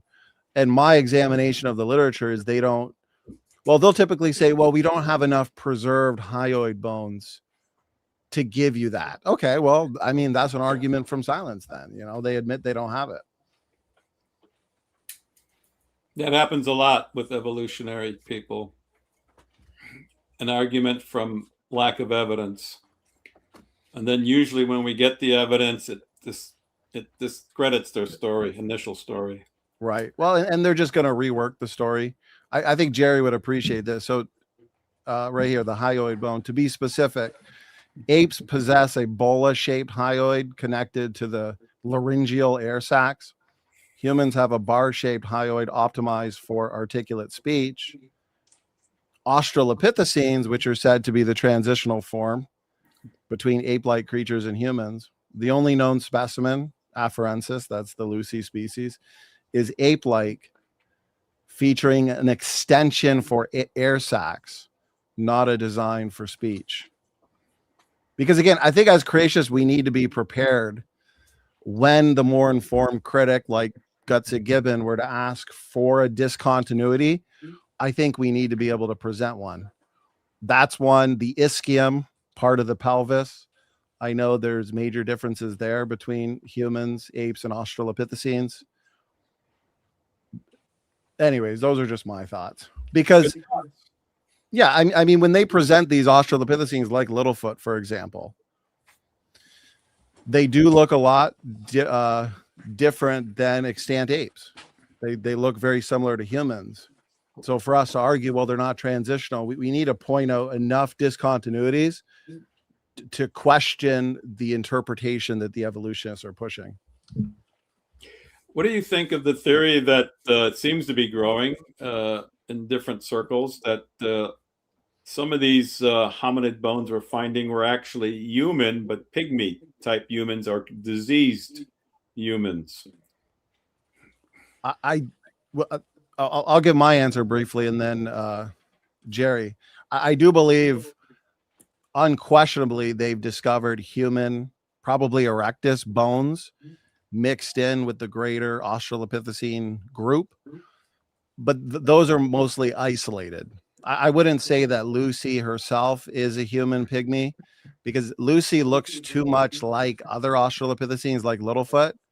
But Littlefoot, we actually have the complete skull. I could show a picture on my slideshow. For sake of time, I won't. And it looks very ape. If we take a holistic approach and we have enough of the Australopithecine material, including the ape, you can really tell this is an ape. This is not human.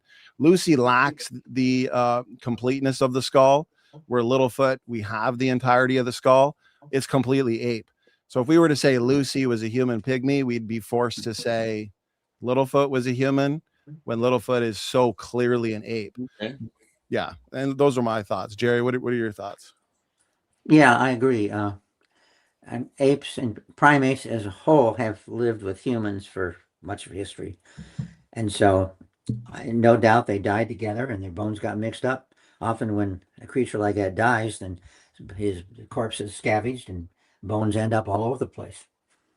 One thing that always bothered me is when they discover these so-called transitional forms, they're not digging a hole 50 feet down or 10 feet down. It's near the surface. Yeah, good And point. so now I realize and on the other hand, according to evolution, it shouldn't be right near the surface where it's like they died 3 years ago. Yeah. And I have a Well, problem anyway, with, I gotta wrap it up here. I'm getting ready to go on a speaking tour in Germany. So, any final comments or comments in the audience? I understand the Germans are more receptive to this message than many Americans. Especially the young people. Well, you can see just in Helmut, you were pointing out, maybe as we wrap it up, I can see, in Canada and America, especially over the last several years, there's been a large appeal in Christianity. A lot of my own friends have moved towards Christian. A lot of these major podcasts, these conservative podcasts, Christianity is a lot more appealing than the liberal religion. And so I am seeing a large shift towards the truth. And that's what we want. That's why we got to keep doing these seminars, brothers. Okay. Good job, Donnie. Okay, Helmut, thank you very much. God bless you. Jerry, God bless you as well. I'll stick around for a couple minutes, giving some announcements and reminders. Okay, Helmut. You got any questions that came in from viewers? Yeah, Jerry, if you have some time to stick around, we can. Sure, a few minutes. Okay, yeah, let's do it. Sorry, I'm getting over a cold here, so I'm trying to hold in my cough a lot of the times. As I get some questions, for those that want to see more from Jerry, please have a look at the description box, also on the website, where I have a link to his previous programs and also debates. And so, Jerry, a lot of questions actually on beneficial mutations. Maybe a more general question. Let's do this, because I can throw a lot of specific excuse me, examples at you, but general question. Even for sake of argument, let's say there were a few truly beneficial mutations out there, and we could engage all those so-called examples forever. Would that actually help the evolutionary model? Would that help take fish to fishermen, germs to geniuses? Would that help take an ape-like creature into a human? Or would they essentially need tens of thousands of those kinds of examples, Jerry? Yeah, that's a good point. And I'm sure there are some beneficial mutations. Every now and then you get a few examples. But the problem is, well, first fact is 99.9% of mutations are repaired. And therefore, the vast majority are repaired. The life is designed not to evolve. So you have to wonder how this repair system, which is incredibly effective, and even the X is pretty obvious because you've got 2 X chromosomes. The Y now they've found also, even though there's only one Y, so there's nothing to compare it with, the repair system basically looks at the functional chromosome, and then knows how to change things to fix the damaged chromosome. Well, Y, of course, there's only one Y chromosome, but they found even with Y, there is a complex, effective, which I don't fully understand, but they say it works. There's a functional system where the Y can actually compare parts with other parts on the Y chromosome to make the repairs. And so 99.9% are repaired as a whole. And those that are not repaired, the problem is not mutations, but the problem is the repair job didn't work. The repair job caused the problem. And therefore, you end up with very, very rare mutations that can be helpful. In my field, in cancer research, we've spent a good deal of our time looking at mutations. So we know a lot about mutations, an enormous amount about mutations. And we know, by and large, they're not going to produce evolution. How do the scientists respond? Well, they kind of ignore the medical people. Well, you guys are medical. We're more prestigious because we do, genetic research that's beyond trying to cure cancer. And so, by and large, they reject it. Although I presented this in some arguments, and they really can't respond to it. The main response is evolution must be true, and therefore, yes, we have a problem. We have to figure it out. We have to figure out why mutations can build up and produce new organisms. And so they acknowledge it, but of course they're driven by a belief, and they have evolution glasses on. They see the world through those glasses. And it's very hard for them to take them off and see the world the way it really is. And this is just one of many examples. But in the field I was in, mutations, there's simply no evidence that mutations can, in almost vast majority of cases, help the organism. Although, again, you have some. That's not the argument. Whether there are none, there are some. But when you have so many negative mutations, it's like Dawkins talked about climbing up Mount Improbable. Yeah, you go up 6 feet, and he says you fall back 1. No, you go up 6 feet and you fall back 12. And you never end up to the top. You simply constantly falling backwards. And that's what we see in the world around us. Right. Mutations add up, and you end up with mutational catastrophe. Well, you mentioned that in one of your talks here on mutations and examining some of these examples of beneficial mutations. And you did a great job at calling it Mount Improbable. So that's Dawkins. Yeah. That's his term. So you could walk up, if you're climbing up a really tall mountain, but you're falling back 100 steps, and then every 100 steps you're falling back, you climb up 1. Well, you're never really going to climb up that mountain. And so, sure, we could debate all day with the evolutionists, as you've done, I've done, on examples like nylon digestion in bacteria, or antibiotic resistance, lactose tolerance. They're favorite examples, right? Right. But isn't that just proving what we're saying on what Dawkins said about Mount Improbable? Like, let's just assume, for sake of argument, sure, 1 or 2 of those are truly beneficial, non-reductive, because typically even your best beneficials end up being reductive at some point when you look at the genotype. But anyways, even if you just gave them a couple, okay, fine. So you just walked up a couple steps of that mountain. Then you just fell back another 100 because of all the negative mutations. Are they ever really going to climb up that mountain, which is akin to taking a single-celled like organism into a whale, Jerry? Well, they would say, yeah, that's a good point. We have to work on it.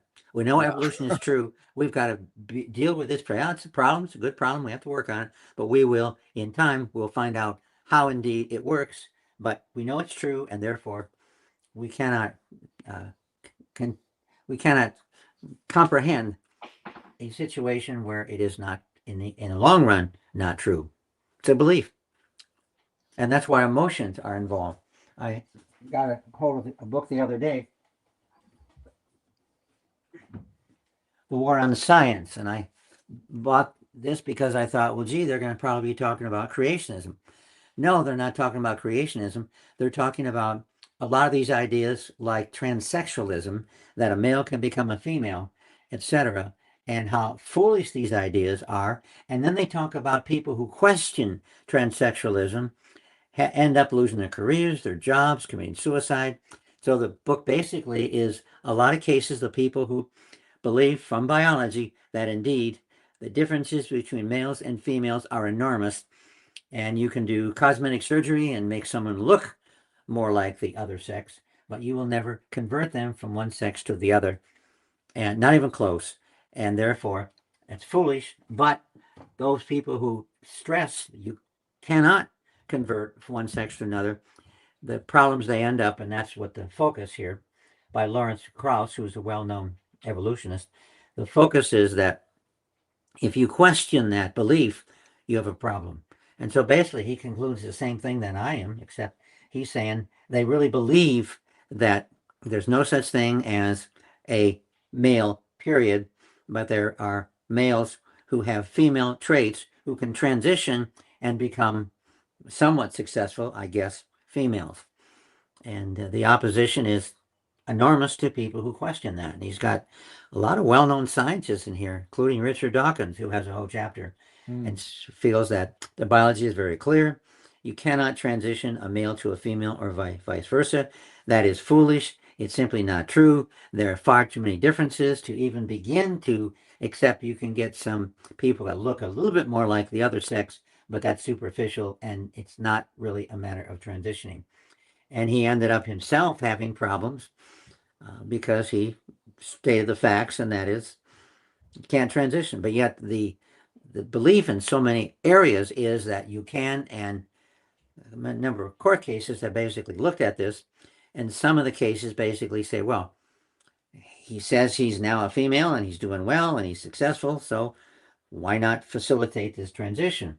Well, Dawkins points out it's an illusion, and the other people point out the same thing, that it's not true, and it's foolish to think that some people has genetic dysphoria and genetic questions about their genes, about whether they're male or female. You need to deal with the psychological issues and not do surgery. In other words, if people have gender dysphoria, they need a psychiatrist and not a medical doctor or a surgeon. And so you get the same thing. And it's surprising to me that there's a wide, with ACLU, for example, there's a wide number of organizations and people that believe, yeah, you can transition.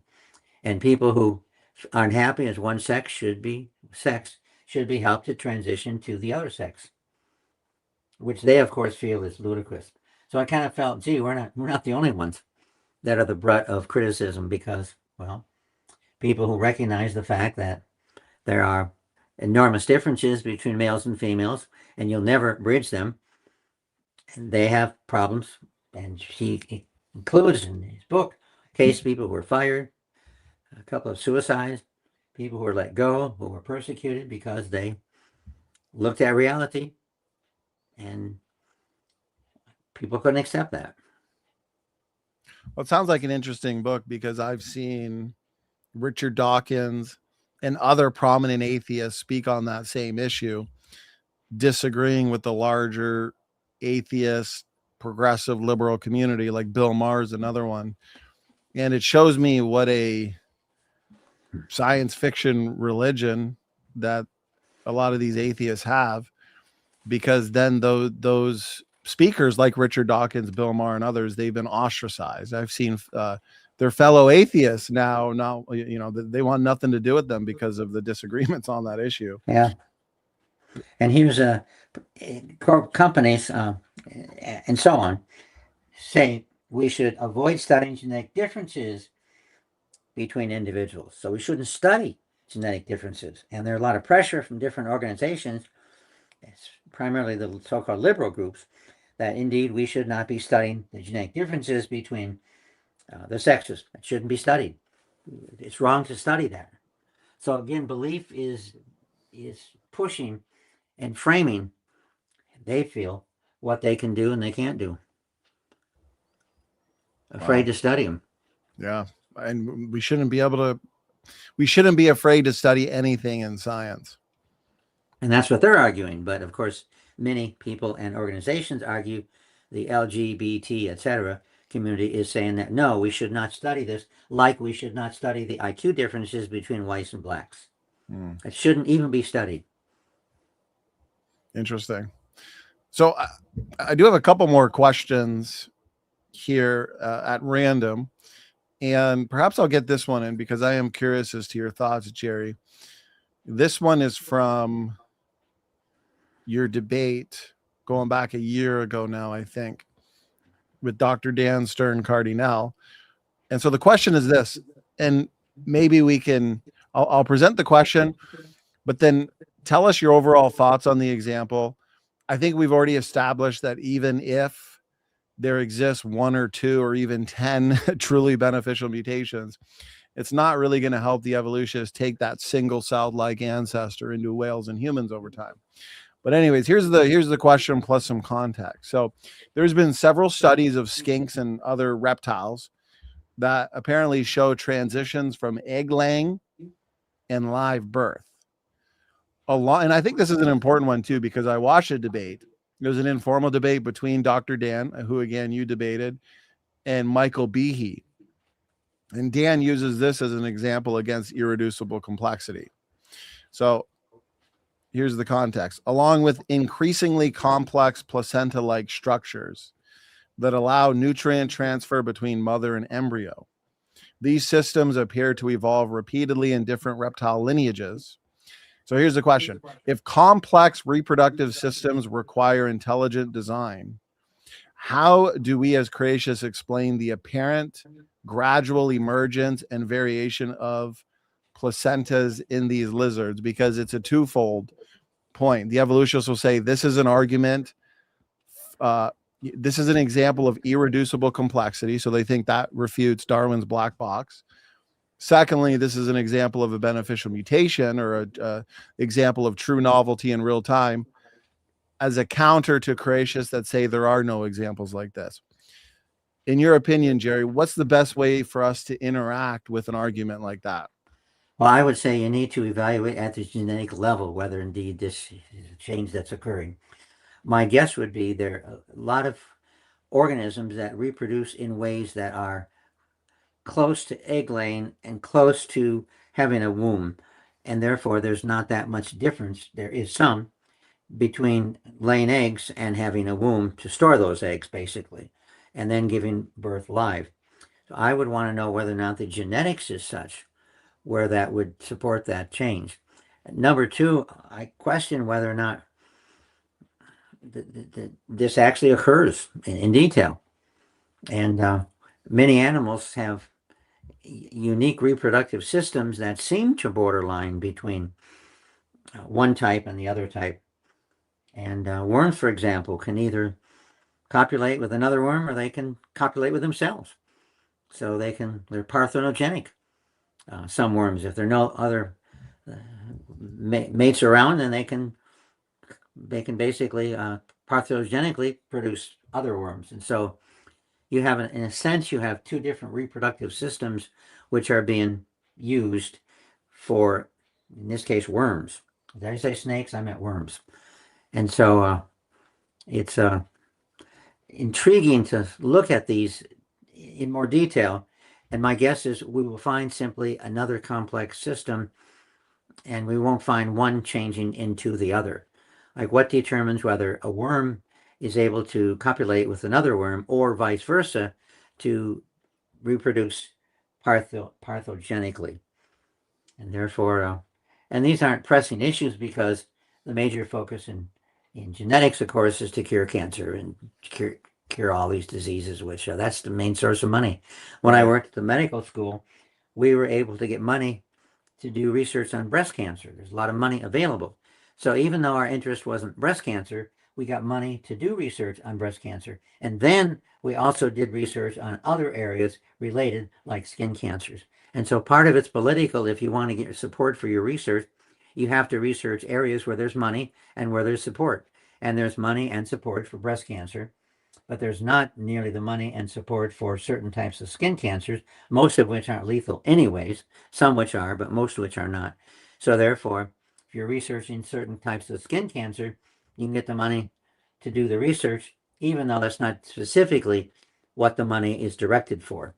But it's not difficult to do offshoot research and related research, which will help you understand some other disease. So I would guess it's kind of hard to get good money to do research on how reproduction of snakes can change from the laying eggs to having a other type, having a birth process that's more akin to mammals. Well, the incentive is not there to study those types of details as it is for studying diseases, these billion-dollar industry. Isn't that what the National Institute for Health? They would rather put their money into studying diseases, cancer, so on and so forth, than these intricate details where the incentive is not. Is that kind of what you're saying, Dr. Bergman? Yeah, right. It's a matter of, can you get the money and the support? And a lot of these questions, which are interesting, but the question is, how is this going to help us cure disease or solve problems? Right. And so the money through universities, etc., comes primarily in a specific outcome, and that is improvement of health, which is good.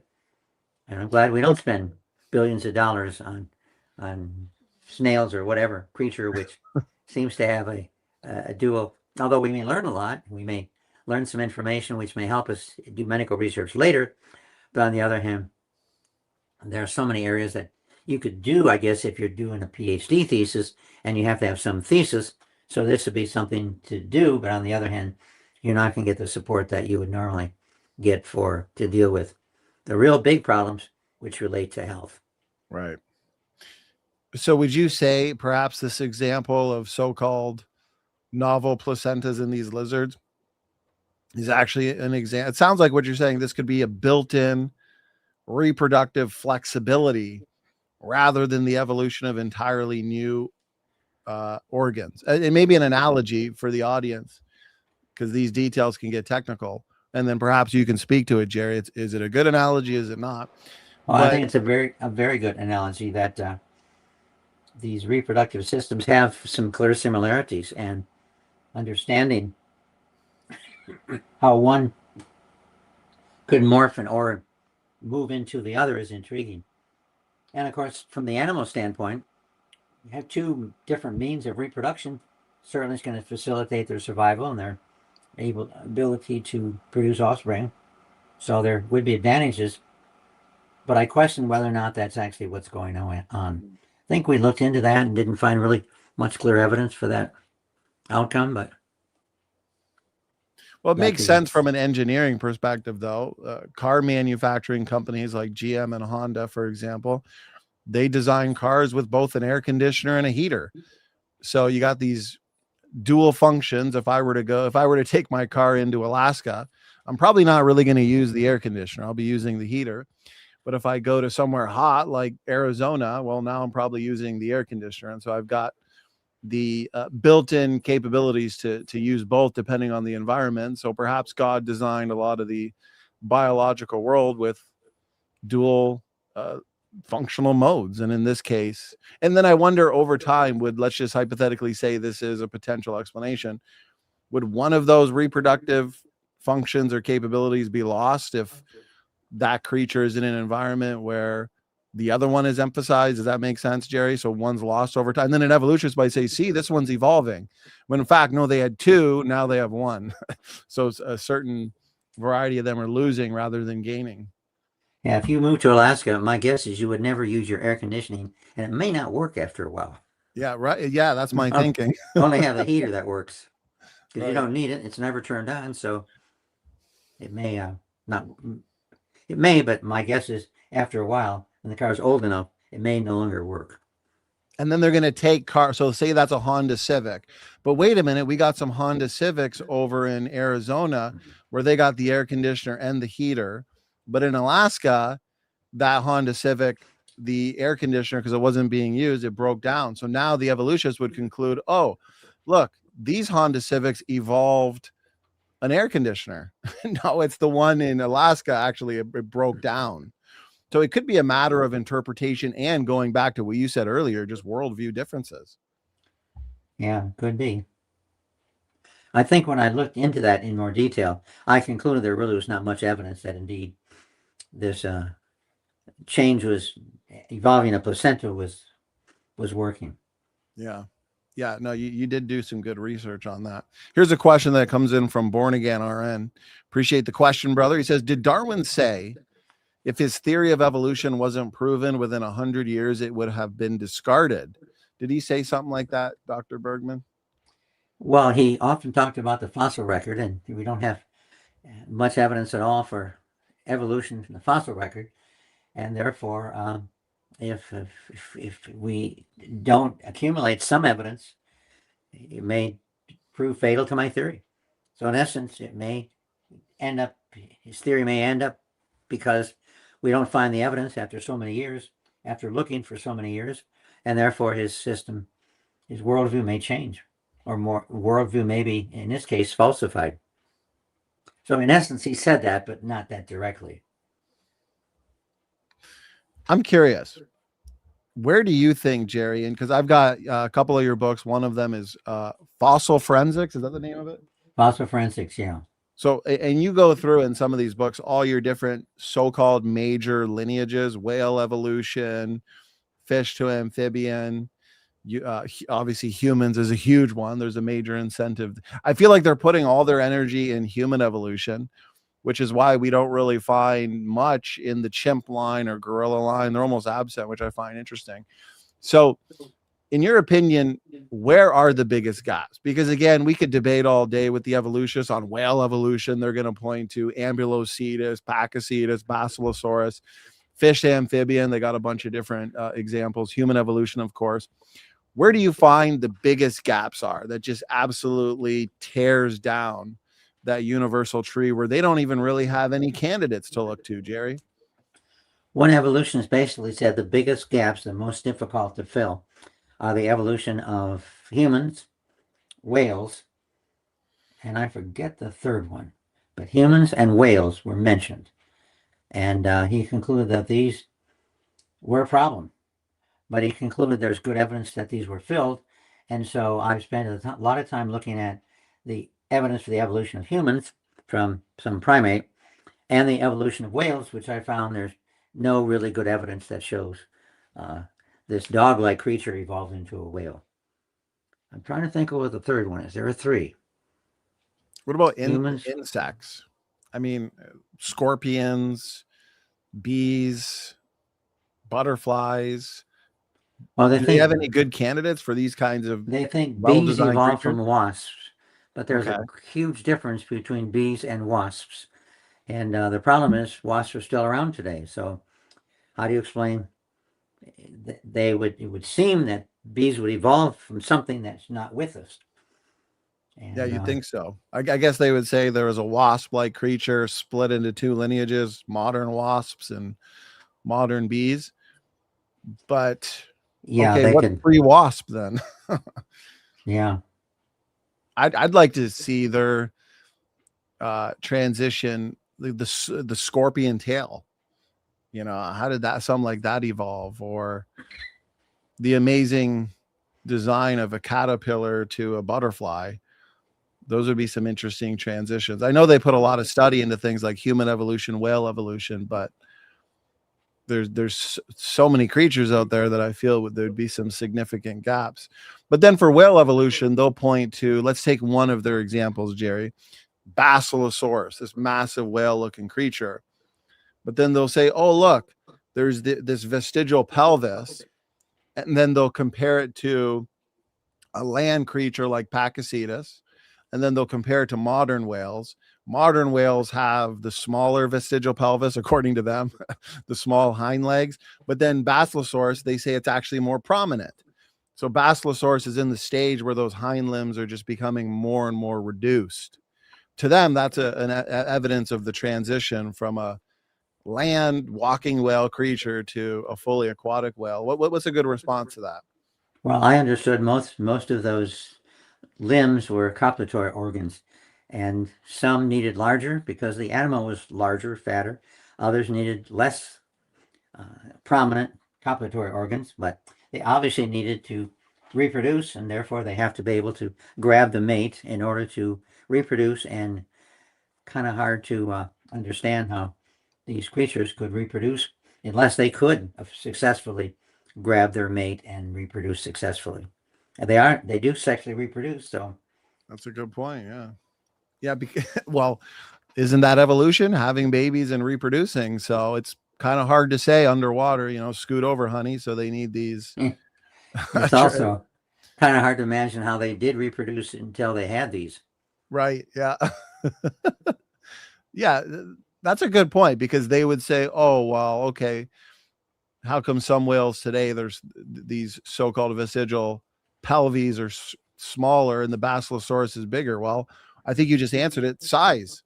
The bigger the creature, or the differences in the design of the creature, means they'll need a larger feature to help with reproduction in the water. That makes sense to me. Yeah, well, that's what the explanation normally is. A lot of these explanations are there in the literature and widely accepted, but evolutionists still refer to these as evidence for evolution. And that's true in so many book I just got on, I forget the name of it, but it covers that in detail of Ultimate. Burgess wrote it, just got it. Ultimate Engineering. An engineer investigates the biomechanics of the human body. and he's got whole sections on vestigial organs.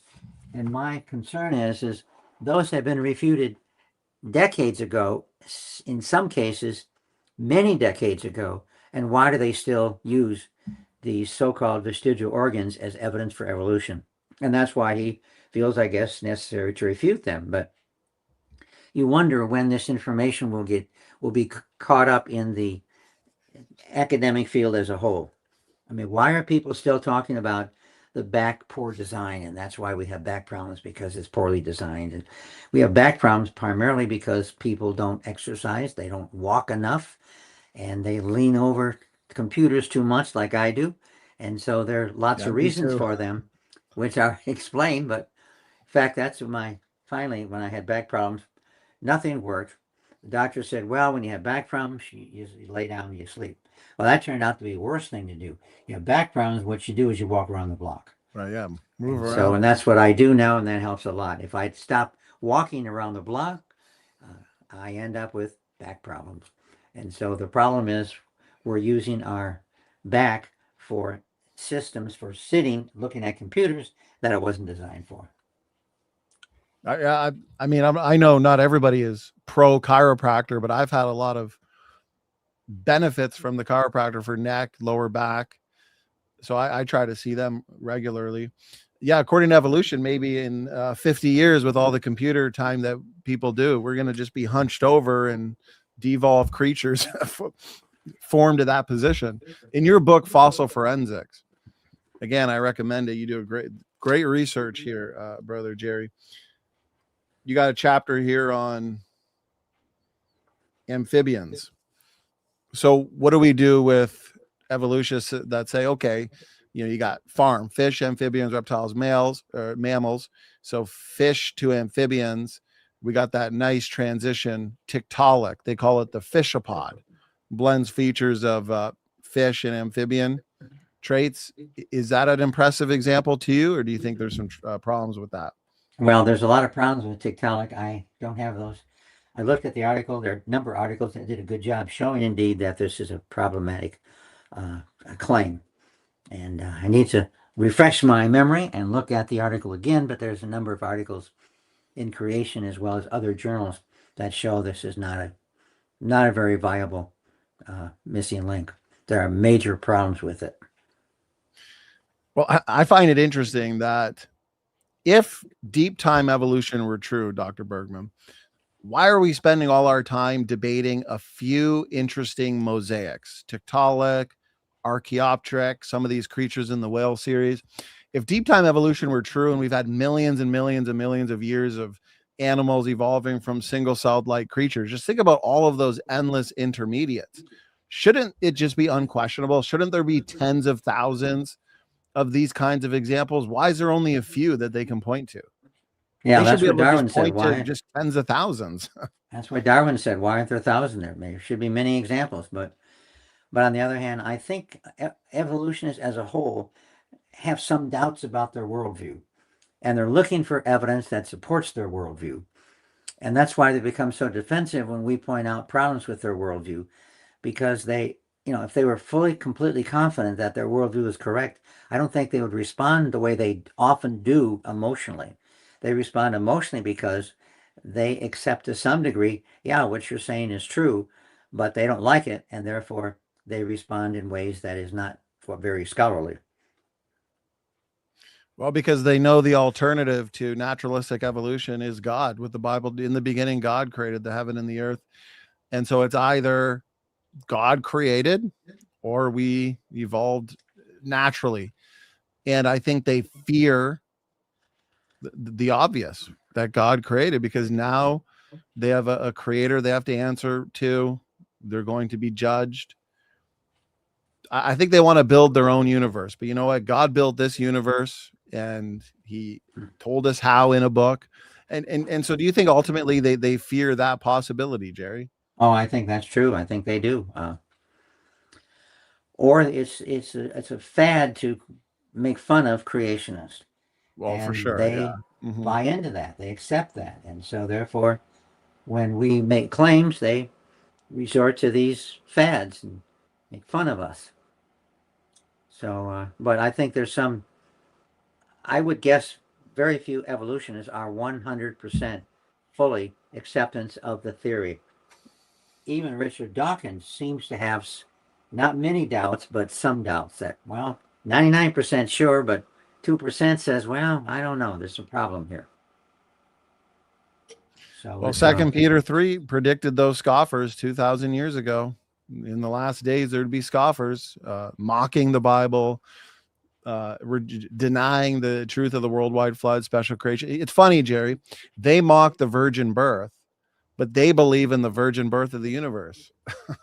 Well, yeah. That nothing created everything. And that's science. Well, Jerry, I think this has been a great seminar. We've touched on quite a bit. I could ask you questions all day. The audience has been very interactive. For those just joining us, we're going on about 2.5 hours. We had Helmut Welke joined us for about an hour and a half.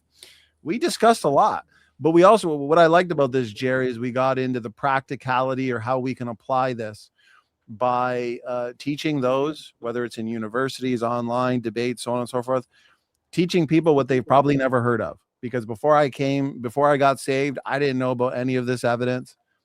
And when I was confronted with it, it just blew my mind. I was like, wow, I can't believe I never heard any of this. So we got to get the truth out there, brother. And Dr. Bergman, I appreciate all that you're doing. I want to hand it to you for any final words, final thoughts that you wanted to leave myself with, and also our listening audience.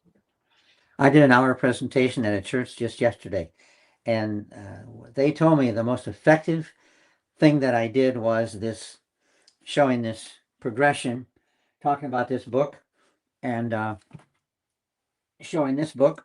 And I had someone come up from the audience, looked at the book, and said, "Heavy? Oh yeah, it's heavy. How many pages does it have?" And it's got so many pages. And the print's big print or small print? Oh, it's real small print.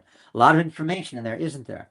And then I pulled out this one page that basically was admitting there is no clear evidence of human evolution. And the audience said they really found that useful because they grasped it right away. It was easy to understand, and it was done in such a way. Well, I had a student from the church come up and help me with it, and it isolated it, highlighted it, and what I was saying was very clear in both examples. And so we need some short, brief examples which are pithy and effective, like the evolutionists did with this progression. Amen. Praise the Lord. Dr. Bergman, we got to get you back on for another presentation as well. You've given us your time many, many times, and so I appreciate it in light of all that you're doing. I do want to encourage people to check out your new book as well that was just published a couple weeks ago, maybe a month ago. Jerry, what's the name of that, and where can people find it? It's I forget the publishers changed the name, and so, but it's about the African Darwinian Holocaust. Yeah. And I basically show central to the Holocaust that occurred in Africa, primarily against the African people, was perpetuated by people who justified what they did based on Charles Darwin, and were very open about it. About every chapter, I have a number of quotes from well-known historians that point out, indeed, this occurred because of the acceptance of Darwinian worldview, which basically said the Black Africans were less evolved, they were more primitive than the white Europeans, and that was a major justification for what happened. And about, no one walked around doing an account. These are guesstimates, but probably close to 1 billion people died, or certainly many millions of people died as a result of this belief. And if they did not accept this belief, if they fully believed that all of us, the Africans, the Europeans, were all descendants of Adam and Eve, the likelihood of this occurring would be far, far less. And they made that clear in the books the references I quoted. It's not real long, 130 some pages. It's published by a major publisher. They'll get that book in libraries throughout the world, so it will have other exposure. But of course, more and more authors now, the publisher will tell you, the main advertiser for your book is you. And so they have whole seminars that they use to help us market our own books, because many publishers, they produce hundreds of books a year, and it just costs a fortune to market all these books. And so, and in many ways, the best marketer for my book is me. So that's what I'm doing. Well, But that's the why we're feedback I've had is real good. I had a neighbor bought the book, and he sat down, and within one day he read the whole book wow. and was very impressed. He's a bright fella, did really well in the engineering field, and he didn't have a background in biology, but he knows a lot about history. And you don't really have to know a lot about biology on this book. It primarily deals with history. And so he said it was very effective in showing indeed that horrible things happen because of acceptance of Darwinian worldview, including the African Holocaust. Yeah, I'm looking at the sample of it. I also posted the link to it where people can see it right here. You can get it. Leslie asks, is there an Amazon link? Yes, I just put it in the live chat. You can get it on .ca or .com. And I'm looking at the sample of it. So I recommend people check that out, pick it up, supports you in the work that you're doing. How long would you say from when you get an idea for a book and you start putting that idea into writing? A book like this, for example, how long does that typically take? This one I worked about 3 years. 3 years. Wow. Just from beginning to end, coming up with the idea, writing it, editing it, so on and so forth. Yep, about 3 years. And it took a lot of time, partially because I had to get a lot of books which were not around. So I had to buy a lot of books. There's the only source, unfortunately, many public libraries don't carry scholarly books like this. And so in many cases, I had to buy the books and then use them as resources. So, but I'm willing, that's, my expense in doing research. If I was at a university, the university then would interlibrary loan a lot of these books, but I'm not at the university now, so I have to go out and buy them myself. So for someone like me who doesn't work for a university, there's a lot of expense that goes into it. But it's very rewarding. Amen. Doing the book, and I got 4 reviewers, which were all very positive. Several of the reviewers read every word. So, in fact, most of the reviewers read every word. And so, indeed, it's readable and convincing, and at least I convinced my reviewers that I made a good case. I don't think anyone denies that I made a good case. The case is there, and if you're a historian, you're not going to deny it. And so many historians who wrote on the situation in Africa were openly stating that, yeah, Darwin was central in what happened. And so it's not a secret. It's well recognized among scholars. But what I did is put together many countries where it happened. And a lot of the books I bought looked at one country. And so I'm looking at the whole situation. So many books, book was about what happened in one country based on Darwinism. So you read my book and it's like reading 30 books. You get all the information. Well, you did all those years of research. You picked up all those independent books and you studied them and documented them. And so you did all the work where we can just benefit by buying the book, supporting you, and reading the truth on that issue. What's the next book? Are you working on another book, Jerry? Oh, yeah. I've got 4 or 5 I'm working on. I'm working on a novel which basically talks about what happens when one denies evolution, what can happen to your career, your family, and so on. And it's all based on actual cases that I documented in my other books. But it's a novel which combines them all. Well, that's an important book that everybody should own. Anybody questioning Darwin, people in positions of authority or teaching positions. Because I mean, if you're an evolutionary biologist, some of the evolutionary biologists or PhDs that we engage or debate, I mean, that's their career. And so it's a big step to realize that what you've studied for years and years and put so much time and investment into is wrong. What do? That's your career. Right. So a book like that can be encouraging. I had 6 reviewers and they all were very positive about the books. I was very convincing of what my story was about and what can happen if you have the audacity to question Darwinism. And why? Well, praise the Lord for the work that you've done and continue to do.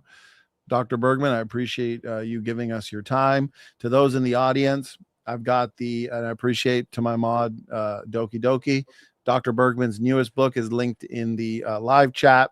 Also, his previous programs and more that you can see from him are linked in the description box of this video. So, okay, Jerry, this was a great time as usual, brother. We'll have to do another one sooner than later. And I think we're going to wrap it up there. So God bless you, Dr. Bergman. To the audience, God bless you as well. Appreciate the interaction, the questions, the comments. And thank you for tuning in. Stand for Truth is signing off. Thank you much.